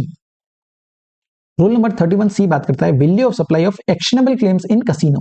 सी से याद रखना है कसिनो, ठीक है। सो कसिनो के केस में क्या होगा, तो देखो 6 हमने स्पेसिफाइड एक्शनेबल क्लेम देखे थे, ठीक है, उसमें से 4 तो 31A के अंदर कवर हो गए, उसके बाद 5वां जो है 31B के अंदर कवर हो गया, और 6th वाला जो है वो 31C के अंदर है, ठीक है। सो कसिनो के केस में वैल्यू क्या डिटरमाइन होगा, तो देखो जब भी कसिनो में गेम्स खेलने जाते हो तो आपने देखा होगा मूवी में, रेस 2 वगैरह में देखा होगा कि क्या होता है, आपको कुछ चिप्स खरीदने पड़ते हैं, ठीक है, वहां पर जो आप पैसा पे करोगे आपको कुछ चिप्स मिलेंगे या कुछ टोकन मिलेगा, उस टोकन से जो है आपको यहाँ पर गेम खेलने रहते हैं। सो जो भी अमाउंट आप पे करते हो, amount paid for purchase of tokens, chips, coins और टिकट्स एक्सेट्रा इन कसिनो, जितना पैसा पे किया है चिप्स खरीदने के लिए वही आपका यहाँ पर वैल्यू मान लिया जाएगा, ठीक है। सो मनी, अगर कोई ऐसा गेम है, मान लीजिए आप कसिनो में गए और वहां पर पार्टिसिपेट करने का कोई पैसा आपसे चार्ज किया जाता है, या फिर कोई मतलब डायरेक्ट एंट्री फीस है, वो अगर पैसा आपने कोई पे किया है तो उस केस में जितना मनी स्पेंड किया है to participate in any game या स्कीम या कंपटीशन हो गया, कोई इवेंट हो गया, तो जितना पैसा आपने पे किया है एंट्री के लिए वो यहाँ पर आपका वैल्यू बन जाएगा। और अगर कोई पैसा आपको रिफंड किया जाता है तो वो भी यहाँ पर इंक्लूड होगा, ठीक है, वो आपका इंक्लूड होगा वैल्यू ऑफ सप्लाई में। तो इनडायरेक्टली आप समझो कि जितना पैसा आपने दिया है, ठीक है, आपने वो गेम खेलने के लिए कसिनो में आप गए और जितने चिप्स खरीदे हैं या जितना आपने पार्टिसिपेट करने के लिए पैसा पे किया है वो आपका वैल्यू बन जाएगा, ठीक है। लेकिन अब देखो यहाँ पर एक एक्सप्लेनेशन दिया हुआ है, explanation regarding rule number 31B and rule number 31C। B बात करता है ऑनलाइन मनी गेमिंग का और रूल नंबर 31C बात करता है कसिनोज का। इन दोनों के केस में ध्यान रखना है कि अगर कोई भी आप खेलने जाते हो गेम्स और अगर आपने कोई भी जीत लिया गेम को, ठीक है, एक एग्जांपल से समझते हैं, मान लीजिए मैं कसिनो में गया, ठीक है, 1 लाख रुपीज लेकर के गया कसिनो में और गेम्स वगैरह खेला। अब गेम खेल करके जो है मैं वहां पर जीत जाता हूं, ठीक है, तो वो गेम्स में जीत गया तो मेरे को जो है 1 लाख का 1,50,000 हो गया। तो वो जो 50,000 एक्स्ट्रा मुझे जब मिला है तो इस केस में वैल्यू ऑफ सप्लाई क्या होगा, 1 लाख होगा या 1,50,000। सो आंसर इज 1 लाख, ठीक है, जितना अमाउंट आपने इनिशियली पे किया है वो चिप्स को खरीदने के लिए। अब वो जो 50,000 आपने कमाया है गेम खेल करके जीते हो आप, तो वो 50,000 क्या है, आपने कमाया, मतलब किसी ने गवाया है, ठीक है, क्योंकि कसिनो है। तो कोई ना कोई व्यक्ति ने जब वो चिप्स खरीदे होंगे तब उसने ऑलरेडी जीएसटी का पेमेंट कर दिया है, तो उसी अमाउंट पे जो है दोबारा टैक्स यहाँ पर नहीं लगेगा, ठीक है, सो डबल टैक्सेशन नहीं होगा। सो इनिशियली आपने जितना चिप्स खरीदे थे, मैंने चिप्स 1 लाख के खरीदे थे, तो मेरे लिए वैल्यू ऑफ सप्लाई 1 लाख ही कहलाएगा। क्लियर है। अब सेकंड केस देखते हैं जहां पर जो 50,000 मैंने एक्स्ट्रा जीते हैं, ठीक है, मैं 1 लाख से खेलना शुरू किया था, 1,50,000 हो गए। सो इस केस में मैं क्या करता हूं, वो 50,000 विड्रॉ नहीं करता हूं और उन 1,50,000 से ही गेम खेल रहा हूं। तो उस केस में भी जो 50,000 एक्स्ट्रा है वो ऐसा नहीं माना जाएगा कि ये पैसा कोई मैंने डिपॉजिट किया है या पैसा मैंने कोई अंदर से चिप्स खरीदे हैं, नहीं, वो 50,000 पे ऑलरेडी टैक्स पे कर चुके हैं, सो वो आपके वैल्यू ऑफ सप्लाई का पार्ट नहीं बनेगा। क्लियर है। तो यही यहाँ पर जो है एक्सप्लेनेशन बोलता है।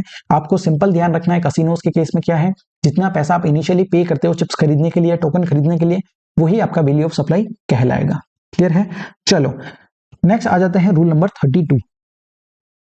ये बात करता है determination of value in respect of certain supplies. अब यहाँ पर कुछ सप्लाईज दिए हुए हैं, उसका वैल्यू कैसे डिटरमाइन होगा, ठीक है। तो ये रूल जो है ओवरराइड करता है अदर वैल्यूएशन रूल्स को, ठीक है, पहली चीज ध्यान रखनी कि ये ओवरराइड करता है दूसरे रूल्स को।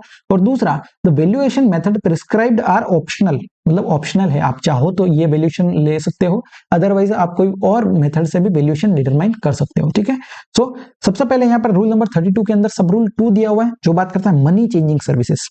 अब देखो, अगर आप जो है परचेज कर रहे हो या सेल कर रहे हो कोई भी foreign currencies including money changing का कोई सर्विस है, उस केस में वैल्यू कैसे डिटरमाइन होगा। सो 2 मेथड यहाँ पर दिए हुआ, ठीक है, दोनों ही मेथड इंपॉर्टेंट है। सबसे पहला मेथड नंबर 1 देखते हैं। यहां पर आपको देखना है, अगर आप करेंसी जो एक्सचेंज कर रहे हो, व्हेन एक्सचेंज फ्रॉम और टू INR, मतलब ऐसा कोई करेंसी है जिसमें एक करेंसी इंडियन रुपीज है और दूसरा करेंसी कोई अदर करेंसी है, तो अगर आप करेंसी एक्सचेंज कर रहे हो फ्रॉम और टू INR, तो उस केस में आपको देखना है क्या RBI का रेफरेंस रेट अवेलेबल है क्या। अगर RBI का रेफरेंस रेट अवेलेबल है, उस केस में आपका वैल्यू क्या होगा, जो भी डीलर का बाइंग या सेलिंग रेट होगा उसमें से माइनस करना है आपको RBI का रेफरेंस रेट, और जो आपके पास रेट आता है उसको मल्टीप्लाई करोगे आप टोटल यूनिट्स ऑफ करेंसी, जितना आपके पास करेंसी है उससे मल्टीप्लाई कर देना है। सो क्या देखा हमने, हमारे को देखना है कि अगर करेंसी जो एक्सचेंज कर रहे हैं वो फ्रॉम और टू INR है, तो हमें देखना है क्या आरबीआई का रेफरेंस रेट अवेलेबल है। अगर रेफरेंस रेट अवेलेबल है उस केस में जितना बाइंग या सेलिंग रेट है उसको माइनस करेंगे आरबीआई का रेफरेंस रेट से और मल्टीप्लाई करेंगे टोटल यूनिट्स ऑफ करेंसी। ठीक है। सेकंड केस, अगर आरबीआई का रेफरेंस रेट अवेलेबल नहीं है उस केस में क्या करेंगे, value equal to 1% of the gross amount of currency exchange in rupees. जितना आपने करेंसी एक्सचेंज कराया उसका 1% ले लो, वही आपका वैल्यू बन जाएगा। और नेक्स्ट, अगर neither of the currency exchange are INR, मतलब दोनों ही करेंसी फॉरेन करेंसी है, आईएनआर की एक भी करेंसी नहीं है, उस केस में क्या बोला है, आपको सबसे पहले दोनों करेंसी को इंडियन करेंसी में कन्वर्ट करना पड़ेगा। और कन्वर्ट कैसे करोगे, तो आरबीआई का रेफरेंस रेट से मल्टीप्लाई करके। तो दोनों करेंसी फॉरेन करेंसी है, उसको मल्टीप्लाई करो आरबीआई का रेफरेंस रेट से, आपके पास वो इंडियन करेंसी में आ जाएगा। उसके बाद दोनों में से जो भी लोअर वैल्यू है, ठीक है, उसका जो है आपको 1% लेना है, 1% of the lower of the amount, ये आपका वैल्यू बन जाएगा। ये जीएसटी का रेट नहीं दिया है, ये वैल्यू निकालने का तरीका है। ठीक है, तो यहां पर वैल्यू आएगा, इसके ऊपर जीएसटी का रेट लगेगा। क्लियर है? तो आई होप मेथड नंबर 1 आपको क्लियर है। चलो नेक्स्ट आ जाता है मेथड नंबर 2। ये बोलता है कि अगर आप करेंसी एक्सचेंज कर रहे हो up to ₹1 lakh, to 1 lakh अगर है उस केस में वैल्यू क्या होगा, तो देखो 1% of the gross amount of currency exchange, जितना आपने करेंसी एक्सचेंज किया उसका 1%, और बोला है ₹250 which ever is higher.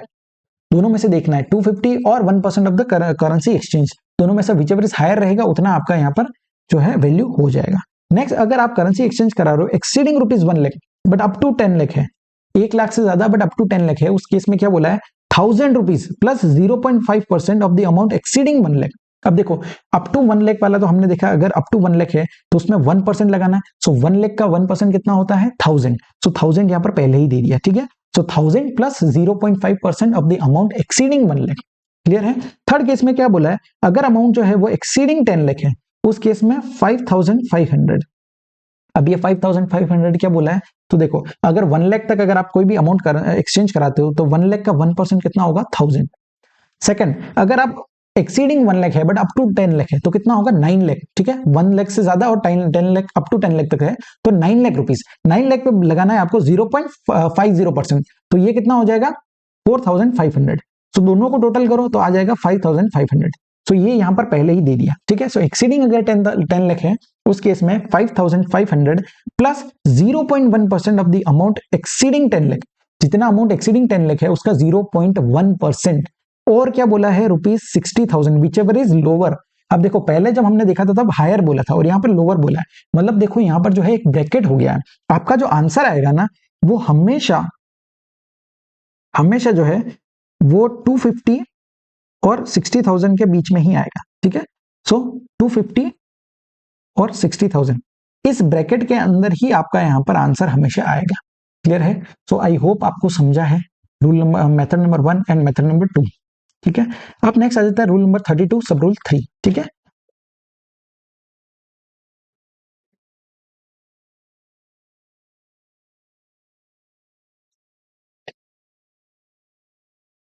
I hope आपको समझ रहा है रूल्स। शुरू करते हैं। रूल नंबर 32 सब रूल 3 ये बात करता है booking of tickets for air travel by an air travel agent. अगर वो air travel agent tickets book कर रहा है तो उस केस में देखो आपको वैल्यू क्या लेना है, सो 5% of the basic fair in case of domestic travel. अगर आपका ट्रैवल जो है वो डोमेस्टिक ट्रैवल है, विद इन इंडिया है, तो उस केस में 5% ऑफ द बेसिक फेयर ले लो। अगर आपका इंटरनेशनल ट्रैवल है उस केस में बोला है 10% ऑफ द बेसिक फेयर। ठीक है, सो दो ही रेट्स दिए हैं। अगर डोमेस्टिक ट्रैवल है तो 5% ऑफ बेसिक फेयर, अगर इंटरनेशनल ट्रैवल है तो उस केस में 10% of the basic fare. Basic fare क्या होता है, air fare on which commission is normally paid to that air travel agent by the airline. So normally जहां जिस अमाउंट पे एक कमीशन पे किया जाता है वो बेसिक फेयर है। ठीक है, सो 5% and 10%, domestic travel 5%, international travel 10%। Clear है? छोटा सा रूल है। नेक्स्ट आ जाता है life insurance business, rule number 32 सब रूल 4। ये रूल बहुत इंपॉर्टेंट है। अब समझो, ये बहुत अच्छा मैंने चार्ट दिया है, अगर ये चार्ट दिमाग में बैठ गया ना तो लाइफ इंश्योरेंस का आपको कोई भी क्वेश्चन गलत नहीं होगा। अब देखो लाइफ इंश्योरेंस बिजनेस में क्या होता है, हम हमारी जो है यहाँ पर कोई भी आगे जाकर के कोई यहाँ पर आपकी जान को अगर खतरा है या कुछ भी चीज हो जाती है तो उस केस में हम लोग लाइफ इंश्योरेंस पॉलिसी लेते हैं। ठीक है, सो वहां पर दो तरह की चीजें होती हैं। पहला होता है आपका रिस्क पोर्शन जो कवर कर रहे हैं, ठीक है, और दूसरा होता है आपका इन्वेस्टमेंट। कुछ पॉलिसीज ऐसी भी होती है जो पीरियड खत्म होने के बाद जो है वो पैसा आपको कुछ पैसा भी देती है। सो आपका लाइफ का जो रिस्क है वो भी कवर कर रही है और लास्ट में जो है आपको कुछ लमसम पैसा भी पे किया जाता है। दोनों तरह की पॉलिसीज होती है। ठीक है, सो पहला चीज, अगर जो आप पैसा पे कर रहे हो पैसा पे कर रहे हो इन्वेस्टमेंट की तरह, जो आपको जो है बाद में 5 साल 10 साल बाद जो है आपको वापस से वो पैसा मिलेगा, उस केस में क्या है, वो एक तरह का इन्वेस्टमेंट है और इन्वेस्टमेंट पे कभी भी जीएसटी नहीं लगता है, ठीक है। सेकंड केस, जो पैसा आप पे कर रहे हो अपना रिस्क कवर करने के लिए, वो क्या है, वो एक तरह का सप्लाई ऑफ सर्विस है। इंश्योरेंस कंपनी आपको सर्विस दे रही है और उस पर जो भी आपने पैसा पे किया है वो जीएसटी के स्कोप में आएगा। क्लियर है। तो अब ये चीज ध्यान में रखते हुए ये चारों सिनेरियोस देखेंगे। पहला बोला है जहां पर पॉलिसी है with dual benefit of risk coverage and investment, मतलब ऐसा कोई पॉलिसी जिसमें दोनों चीजें हैं, रिस्क भी कवर कर रहे हैं और इन्वेस्टमेंट भी है। तो हमारा पर्पस क्या है कि हम इन्वेस्टमेंट में कभी भी जीएसटी नहीं लगाएंगे।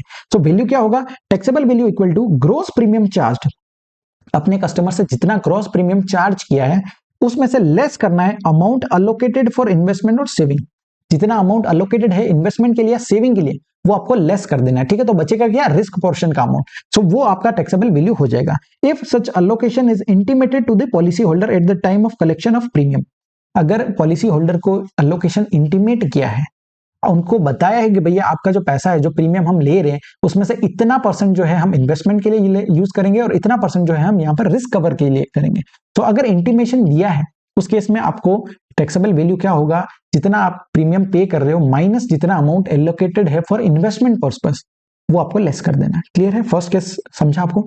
सेकंड केस, अगर अमाउंट अलोकेशन जो है वो इंटीमेट नहीं किया पॉलिसी मेंबर्स को, ठीक है, अगर सिंगल प्रीमियम एन्युटी पॉलिसी है उस केस में आपको वैल्यू क्या लेना है, तो बोला है 10% of the single premium charge from the policy holder where allocation for investment और saving is not intimated to the policy holder, ठीक है।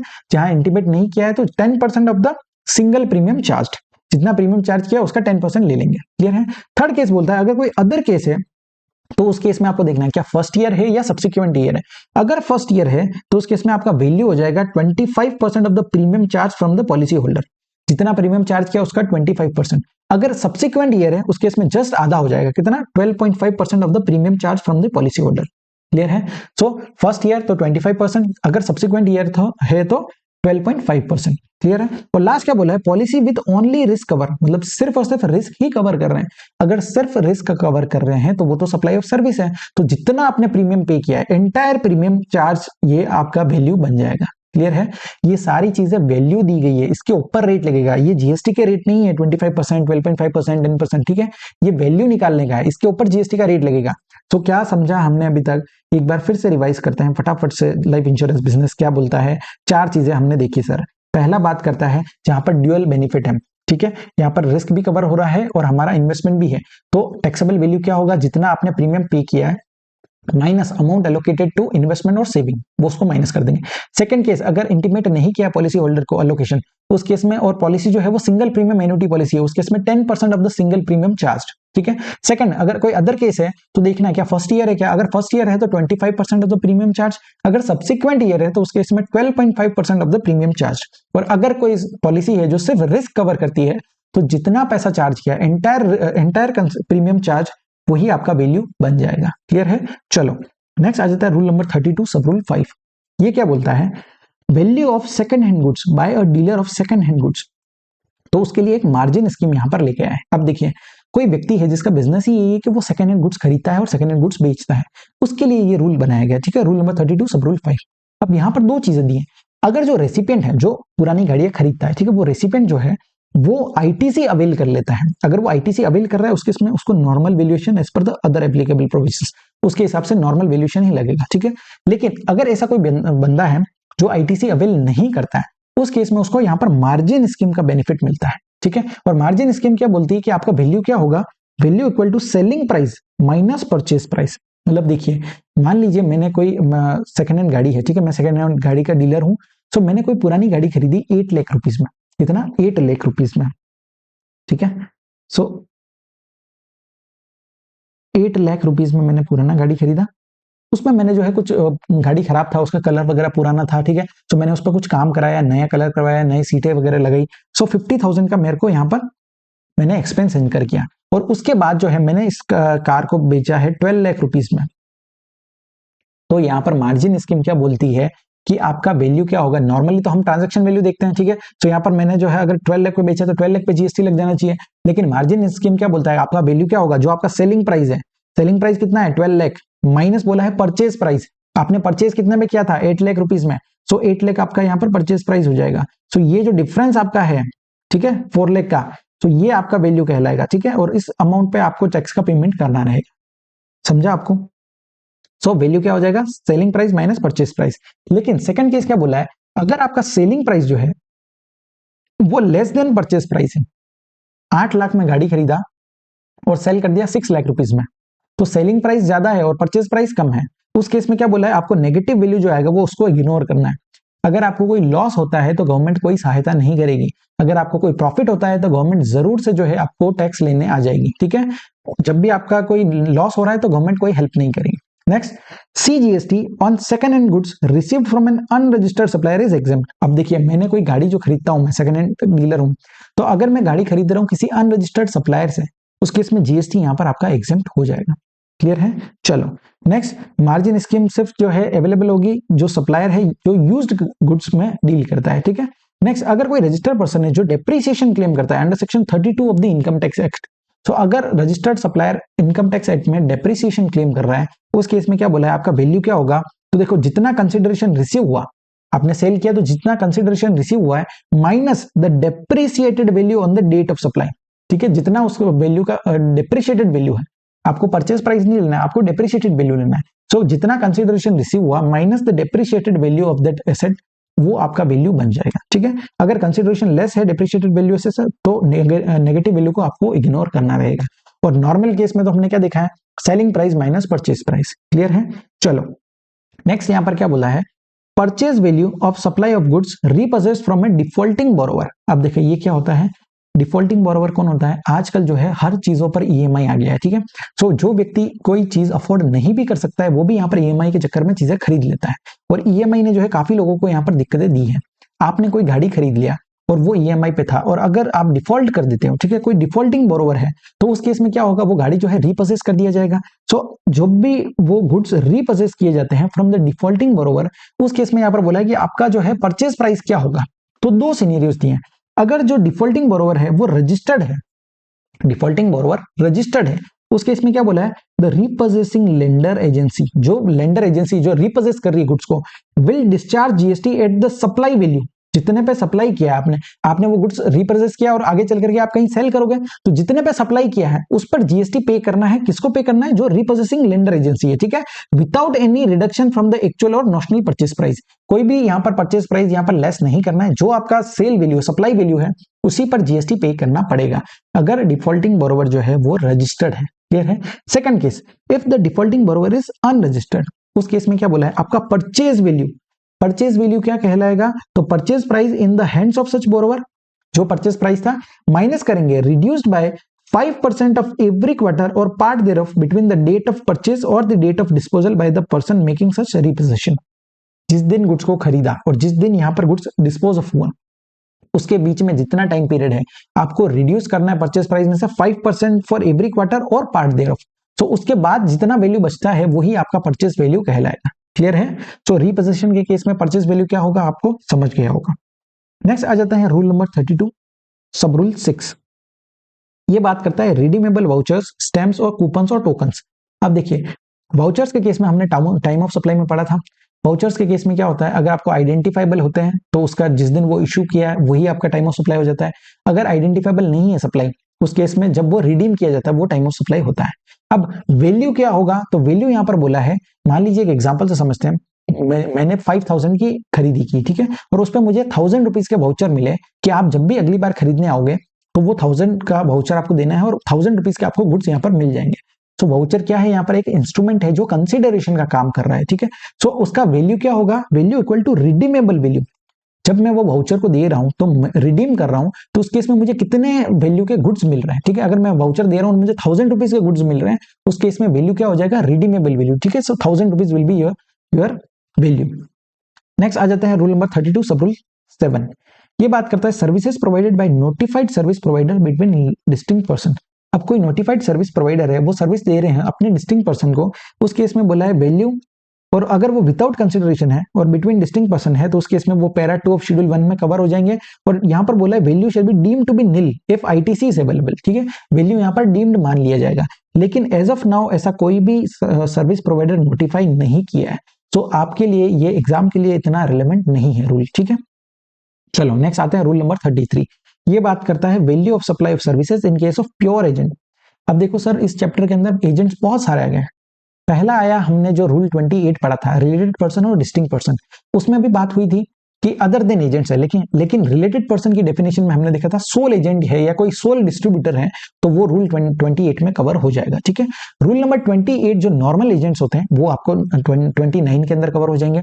और यहाँ पर 33 के अंदर बोला है प्योर एजेंट। प्योर एजेंट मतलब क्या हुआ, जो बहुत ज्यादा वफादार है। वफादार का मतलब क्या हुआ, तो देखो सबसे पहले प्योर एजेंट का डेफिनेशन देखते हैं। ये 4 कंडीशन अगर फुलफिल होती है तो वो पर्सन जो है वो प्योर एजेंट कहलाएगा। ठीक है, पहला बोला है a person who enters into a contractual agreement, मतलब देखिए उसके साथ आपका एक कॉन्ट्रेक्चुअल एग्रीमेंट होना चाहिए with the recipient of supply to act as his pure agent to incur expenditure और cost in the course of supply of goods और सर्विस। मतलब देखिए आप दोनों व्यक्ति के बीच में जो है वो यहाँ पर कॉन्ट्रेक्चुअल एग्रीमेंट है। दूसरा बोला है neither intends to hold nor hold any title of the goods और सर्विस, मतलब वो खुद कभी मालिक नहीं होता है गुड्स का, वो सिर्फ एजेंट है, वो प्रिंसिपल के बिहाफ पे गुड्स सेल करता है या परचेज करता है, सो वो कभी भी टाइटल होल्ड नहीं करता है। थर्ड क्या बोला है, do not use for his own interest such goods और सर्विस सो प्रोक्योर्ड, मतलब जो गुड्स उसने खरीदे हैं वो खुद के लिए कभी इस्तेमाल नहीं करता है। वो जो भी गुड्स खरीद रहा है वो अपने प्रिंसिपल के लिए खरीद रहा है, जो भी गुड्स सप्लाई कर रहा है तो वो अपने प्रिंसिपल के लिए कर रहा है। ठीक है, तो खुद कभी भी खुद के लिए यहाँ पर गुड्स को नहीं होल्ड करता है। और फोर्थ क्या बोला है, receives only the actual amount incurred to procure such goods और सर्विसेज, जितने उसने गुड्स खरीदे हैं अपने प्रिंसिपल के बिहाफ पे तो वो सिर्फ एक्चुअल अमाउंट ही यहाँ पर चार्ज करता है। ठीक है, सो एक बार क्या होता है, एजेंट यहाँ पर पे कर देता है और लास्ट में जो है प्रिंसिपल यहाँ पर रीइंबर्स कर देता है, सो उसको एक्चुअल अमाउंट ही यहाँ पर रिसीव होता है। क्लियर है, सो अगर ये 4 कंडीशंस फुलफिल होती है, कौन कौन सी, पहला कॉन्ट्रेक्चुअल एग्रीमेंट होना चाहिए दोनों के बीच, दूसरा neither intends to hold nor hold any title of the goods और सर्विस, थर्ड क्या है, वो खुद जो है कभी भी खुद के इंटरेस्ट के लिए कोई भी गुड्स खरीदता नहीं है, और फोर्थ बोला है कि वो जो रिसीव करता है पैसा वो एक्चुअल अमाउंट ही रिसीव करता है। ठीक है, जितना उसने इनकर किया उतना ही रिसीव करता है।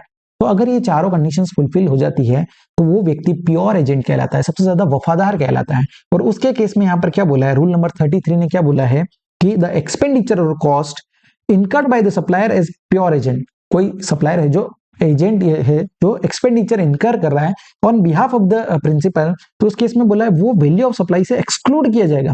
ठीक है, excluded from the value of supply if all the following conditions are satisfied. ठीक है, आपको ध्यान रखना तीनों की तीनों कंडीशंस फुलफिल होनी चाहिए। 3 कंडीशन यहाँ पर दिया है, अगर ये तीनों कंडीशंस फुलफिल होती है तो उसने जो भी खर्चा किया है, जो भी एक्सपेंडिचर किया है वो वैल्यू ऑफ सप्लाई से एक्सक्लूड कर दिया जाएगा। तो कौन कौन सी कंडीशंस है, पहला बोला है the supplier acts as a pure agent of the recipient of supply when he makes the payment to the third party on authorisation by such recipient. तो जो पर्सन है वो एक्ट करता है as a pure agent. Pure agent क्या होता है, तो हमने यहाँ पर नीचे 4 पॉइंट्स देखे, सो अगर वो चारों पॉइंट्स फुलफिल होते हैं तो वो बंदा प्योर एजेंट कहलाता है। दूसरा कंडीशन क्या है, the payment made by the pure agent on behalf of the recipient, recipient के बिहाफ पे जो पेमेंट कर रहा है pure agent of the supply has been separately indicated in the invoice, मतलब उसने इनवॉइस के अंदर सेपरेटली इंडिकेट किया है कि भाई साहब प्रिंसिपल के बिहाफ में मैंने कितना पैसा पे किया है, तो सेपरेटली अगर इंडिकेट किया है तो वो कंडीशन यहाँ पर हो जाएगा। और थर्ड क्या बोला है, the supplies procured by the pure agent from the third party as a pure agent of the recipient of supply are in addition to the services he supplies on his own account. मतलब देखिए मान लीजिए मेरा कोई agent है, ठीक है, जो पोर्ट पे ही रहता है, अब मेरा बिजनेस है इंपोर्ट का, ठीक है, सो गुड्स आते हैं, वो एजेंट क्या करता है, मेरे भी यहाँ पे सारे गुड्स को यहाँ पर क्लियर करवाता है। ठीक है, जितने भी चार्जेस वहां पर पे करने पड़ते हैं, डॉक चार्जेस हो गया है, किसी भी तरह के कोई चार्जेस लगते हैं पोर्ट पे, वो सारे चार्जेस मेरे भी यहाँ पे वो एजेंट यहाँ पर पे कर रहा है। ठीक है, सो मैं क्या करता हूँ, उसको पैसा बाद में जो है रीइंबर्स कर देता हूँ। तो जो पैसा मैं उसको पे कर रहा हूँ वो इन एडिशन टू है to the services he supplies on his own account, वो खुद भी कुछ सर्विस दे रहा है, उसकी सर्विस के लिए मैं उसे कमीशन भी पे कर रहा हूँ, लेकिन वो मेरे बिहाफ पे पैसा भी यहाँ पर पे कर रहा है, खर्चा भी कर रहा है। ठीक है, तो वो दोनों चीजें अगर है तो वो प्योर एजेंट कहलाएगा। तो 3 कंडीशन कौन सी है, पहला व्यक्ति प्योर एजेंट होना चाहिए, ठीक है, दूसरा जो है वो जो भी पैसा खर्चा कर रहा है, जो एक्सपेंडिचर कर रहा है वो इनवॉइस में सेपरेटली इंडिकेट किया हो, और थर्ड क्या बोला है, जो सर्विसेज वो दे रहा है वो are in addition to the services he supplied on his own account. तो तीनों कंडीशन अगर फुलफिल होती है तो वो उसने जो भी खर्चा किया है, जो भी एक्सपेंडिचर किया है, वो वैल्यू ऑफ सप्लाई से एक्सक्लूड कर दिया जाएगा। आई होप आपको रूल नंबर 33 समझा है। अब इसके रिगार्डिंग एक सर्कुलर दिया हुआ है, सर्कुलर क्या बोलता है तो देखो, taxability of airport levies collected by airline as a pure agent. अब देखिए आप जब भी एयरपोर्ट पे जाते हो, आपने कोई टिकट बुक किया, मान लीजिए मेरे को कहीं जाना था, मुंबई से दिल्ली जाना है, मैंने यहाँ पर जो है इंडिगो का फ्लाइट में टिकट बुक किया। अब जब मैं एयरपोर्ट पे जाता हूँ तो वहां पर मुझे काफी सारी सर्विसेज दी जाती है, ठीक है, सो एम्बियंस वगैरह होता है, काफी सारी फैसिलिटीज दी जाती है, तो क्या आपसे कोई एयरपोर्ट अथॉरिटी कोई कुछ भी पैसा चार्ज करती है क्या? एयरपोर्ट अथॉरिटी कभी भी कोई पैसा चार्ज नहीं करती है पैसेंजर से, ठीक है। तो वो क्या करती है, वो एयरलाइन कंपनी को बोलती है कि आप हमारे बिहाफ पे अपने पैसेंजर से पैसा चार्ज करो। जो एयरपोर्ट लेवीज होता है, एयरपोर्ट लेवी क्या होता है, एक होता है पैसेंजर डेवलपमेंट फीस और दूसरा होता है यूजर डेवलपमेंट फीस, ठीक है। तो ये पैसा जो है एयरपोर्ट अथॉरिटी किसको बोलता है, एयरलाइन कंपनी को, इंडिगो वाले को या स्पाइस जेट वालों को बोलते हैं कि आप जो है पैसेंजर से कलेक्ट करो और वो पैसा कलेक्ट करके हमें दो, एयरपोर्ट अथॉरिटी को, ठीक है। तो यहां पर क्या हो रहा है, एयरलाइन कंपनी जो है वो एज ए प्योर एजेंट यहां पर काम कर रही है। तो वो क्या करती है एयरलाइन कंपनी, पैसेंजर से आप जब भी टिकट बुक करते हो तो उसमें ये चार्जेस दिखेंगे आपको, passenger development fees, user development fees. So वो पैसा चार्ज करती है कस्टमर से और फिर जो है एयरपोर्ट अथॉरिटी के यहाँ पर पैसा पे कर देती है। सो यहाँ पर एयरलाइन कंपनी क्या है, प्योर एजेंट है, ठीक है। सो जो भी एयरपोर्ट लेवीज यहाँ पर लगाए जाते हैं do not form part of the value of services provided by the airline because airport levies are collected by airline from the passengers on behalf of airport authority as a pure agent. वो क्या कर रहे हैं, pure agent की तरह पैसा collect करके airport authority को पैसा पे कर रहे हैं, ठीक है। सो यहां पर जो है airline company is not responsible for payment of GST on UDF और पीएसएफ। लाइबिलिटी किसका रहेगा, टैक्स का पेमेंट करने का लाइबिलिटी रहेगा यहाँ पर जो एयरपोर्ट अथॉरिटी है उसका लाइबिलिटी रहेगा, ठीक है। एयरलाइन कंपनी तो सिर्फ एज ए प्योर एजेंट यहाँ पर एक्ट कर रही है, तो लाइबिलिटी एयरपोर्ट अथॉरिटी का रहेगा। अब जो रजिस्टर्ड पर्सन है जिसने अल्टीमेटली पैसा पे किया, यूजर डेवलपमेंट फीस पे किया या यहाँ पर पैसेंजर डेवलपमेंट फीस पे किया, जो अल्टीमेट रेसिपिएंट है वो यहाँ पर एलिजिबल होगा to take input tax credit. जो भी उसने पैसा खर्च किया है उसका आईटीसी वो ले सकता है, लेकिन एयरलाइन कंपनी कभी भी इनपुट टैक्स क्रेडिट नहीं ले सकती, ठीक है। सो जो अल्टीमेट रेसिपिएंट होगा वही एलिजिबल होगा to take input tax credit. Next क्या बोला है, the collection charges paid by the airport authority to airline.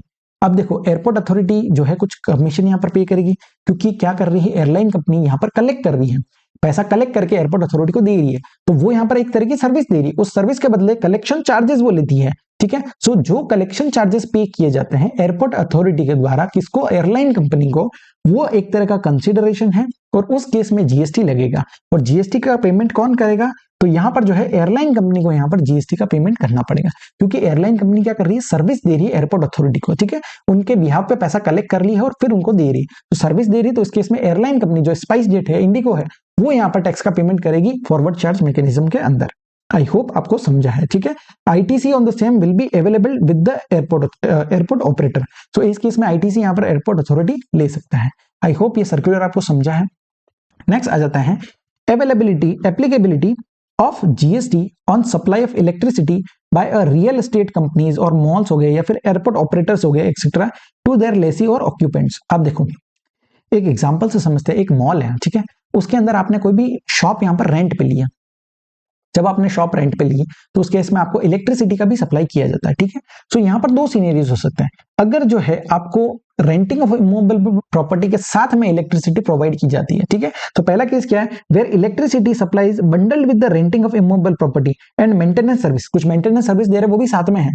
तो ये क्या है, ये एक तरह का कंपोजिट सप्लाई है, ठीक है। और कंपोजिट सप्लाई के केस में हम क्या देखते हैं, प्रिंसिपल सप्लाई क्या है। अब यहाँ पर प्रिंसिपल सप्लाई क्या है, रेंटिंग ऑफ इमूवेबल प्रॉपर्टी, ठीक है, और साथ में जो है इलेक्ट्रिसिटी भी सप्लाई किया जा रहा है। सो इलेक्ट्रिसिटी का सप्लाई जो है वो एंसिलरी सप्लाई है और प्रिंसिपल सप्लाई क्या है, renting of immovable property end of maintenance of premises. तो यहां पर जो है इलेक्ट्रिसिटी भी यहां पर चार्जेबल होगी, उस पर भी जीएसटी लगेगा, ठीक है।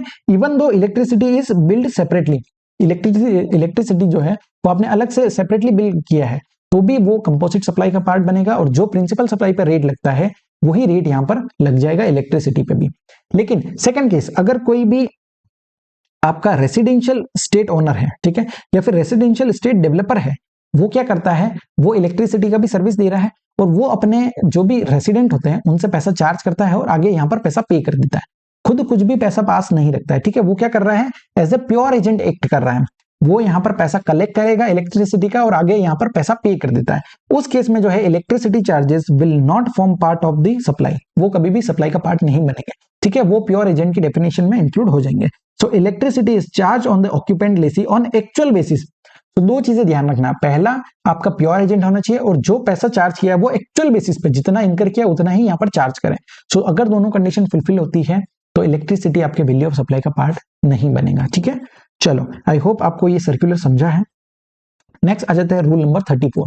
रूल नंबर 34 बात करता है rate of exchange of currencies other than Indian rupee. अगर आप करेंसी एक्सचेंज कर रहे हो अदर देन इंडियन रुपी, उस केस में क्या बोला है, तो गुड्स के केस में आपको कौन सा रेट लेना है, जो रेट नोटिफाई किया है by CBIC under section 14 of the customs act, ठीक है। सो सीबीआईसी का रेट आपको यहाँ पर लेना है। और अगर सर्विस का केस है उस केस में आपको रेट लेना है as determined by the generally accepted accounting principle, ठीक है। सो गैप का रेट आपको यहाँ पर लेना है। और लास्ट रूल नंबर 35 बोलता है value of supply inclusive of IGST, CGST, SGST and UTGST. Simple maths का क्वेश्चन है, अगर आपका वैल्यू जो है वो इंक्लूसिव ऑफ जीएसटी दिया है तो उसको एक्सक्लूसिव ऑफ जीएसटी कैसे करोगे, उसमें टैक्स अमाउंट कैसे निकालोगे। मान लीजिए 128 रुपीज जो है ये इंक्लूसिव ऑफ जीएसटी है, तो कैसे करोगे, तो मैथ्स में हमने पढ़ा है, इसमें क्या करेंगे 100 प्लस जो जीएसटी का रेट है 28 इंटू यहाँ पर हो जाएगा 28%। सो अगर ये करोगे तो आपको टैक्स का अमाउंट यहाँ पर आ जाएगा।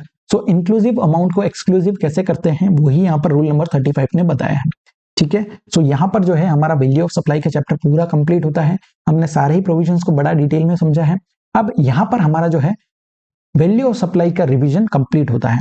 अब एक स्टोरी आपको सुनाऊंगा, वो स्टोरी आपको सुनना है, आपको सारे रूल्स सारी चीजें याद हो जाएगी, ठीक है। सो स्टोरी क्या है सर जी, स्टोरी है मेरे बर्थडे की, ठीक है। 29 मार्च को मेरा बर्थडे आता है, उससे 2 दिन पहले 27 मार्च को क्या होता है, मेरे पापा आते हैं और मुझे एक गिफ्ट देते हैं। और गिफ्ट में बोलते हैं कि भैया एक तो आप मुझे गिफ्ट देते हैं नया मोबाइल फोन देते हैं, और दूसरा बोलते हैं कुछ पैसे हैं, ठीक है। तो बोला कि 2 दिन पहले ही इस बार मैंने सबसे पहले आपको बर्थडे विश कर दिया। सो 27 को आता है, कंसिडरेशन पे करते हैं, नॉट होनली इन मनी, ठीक है, partly in money and partly in kind. So mobile भी गिफ्ट करते हैं और कुछ पैसा भी यहाँ पर मुझे पे करते हैं। अब 27 का डे हो गया, मैं बड़ा खुश हो गया, पैसा मिल गया। अब 28 को क्या होता है कि मैंने अपने सारे जो है रिलेटेड पर्सन, डिस्टिंक्ट पर्सन को बुला दिया। So rule number 28 value of supply of goods और सर्विस बिटवीन रिलेटेड पर्सन और डिस्टिंक्ट पर्सन, ठीक है। सो मैंने बर्थडे से एक दिन पहले, बर्थडे का भाई 29 मार्च को, 28 को एक दिन पहले मेरे सारे रिलेटेड पर्सन, डिस्टिंक्ट पर्सन को बुला दिया, ठीक है। अब 29 मार्च आया जो मेरा बर्थडे के दिन है, उस दिन मैंने क्या किया, मेरे खुद के काफी सारे एजेंट्स हैं, तो मैंने एजेंट्स को बोला कि आप भी आ जाओ, ठीक है, आज सारा बिजनेस काम वगैरह बंद कर दो, आप भी यहाँ पर मेरे बर्थडे में आ जाओ। सो 29 को एजेंट भी आ जाते हैं।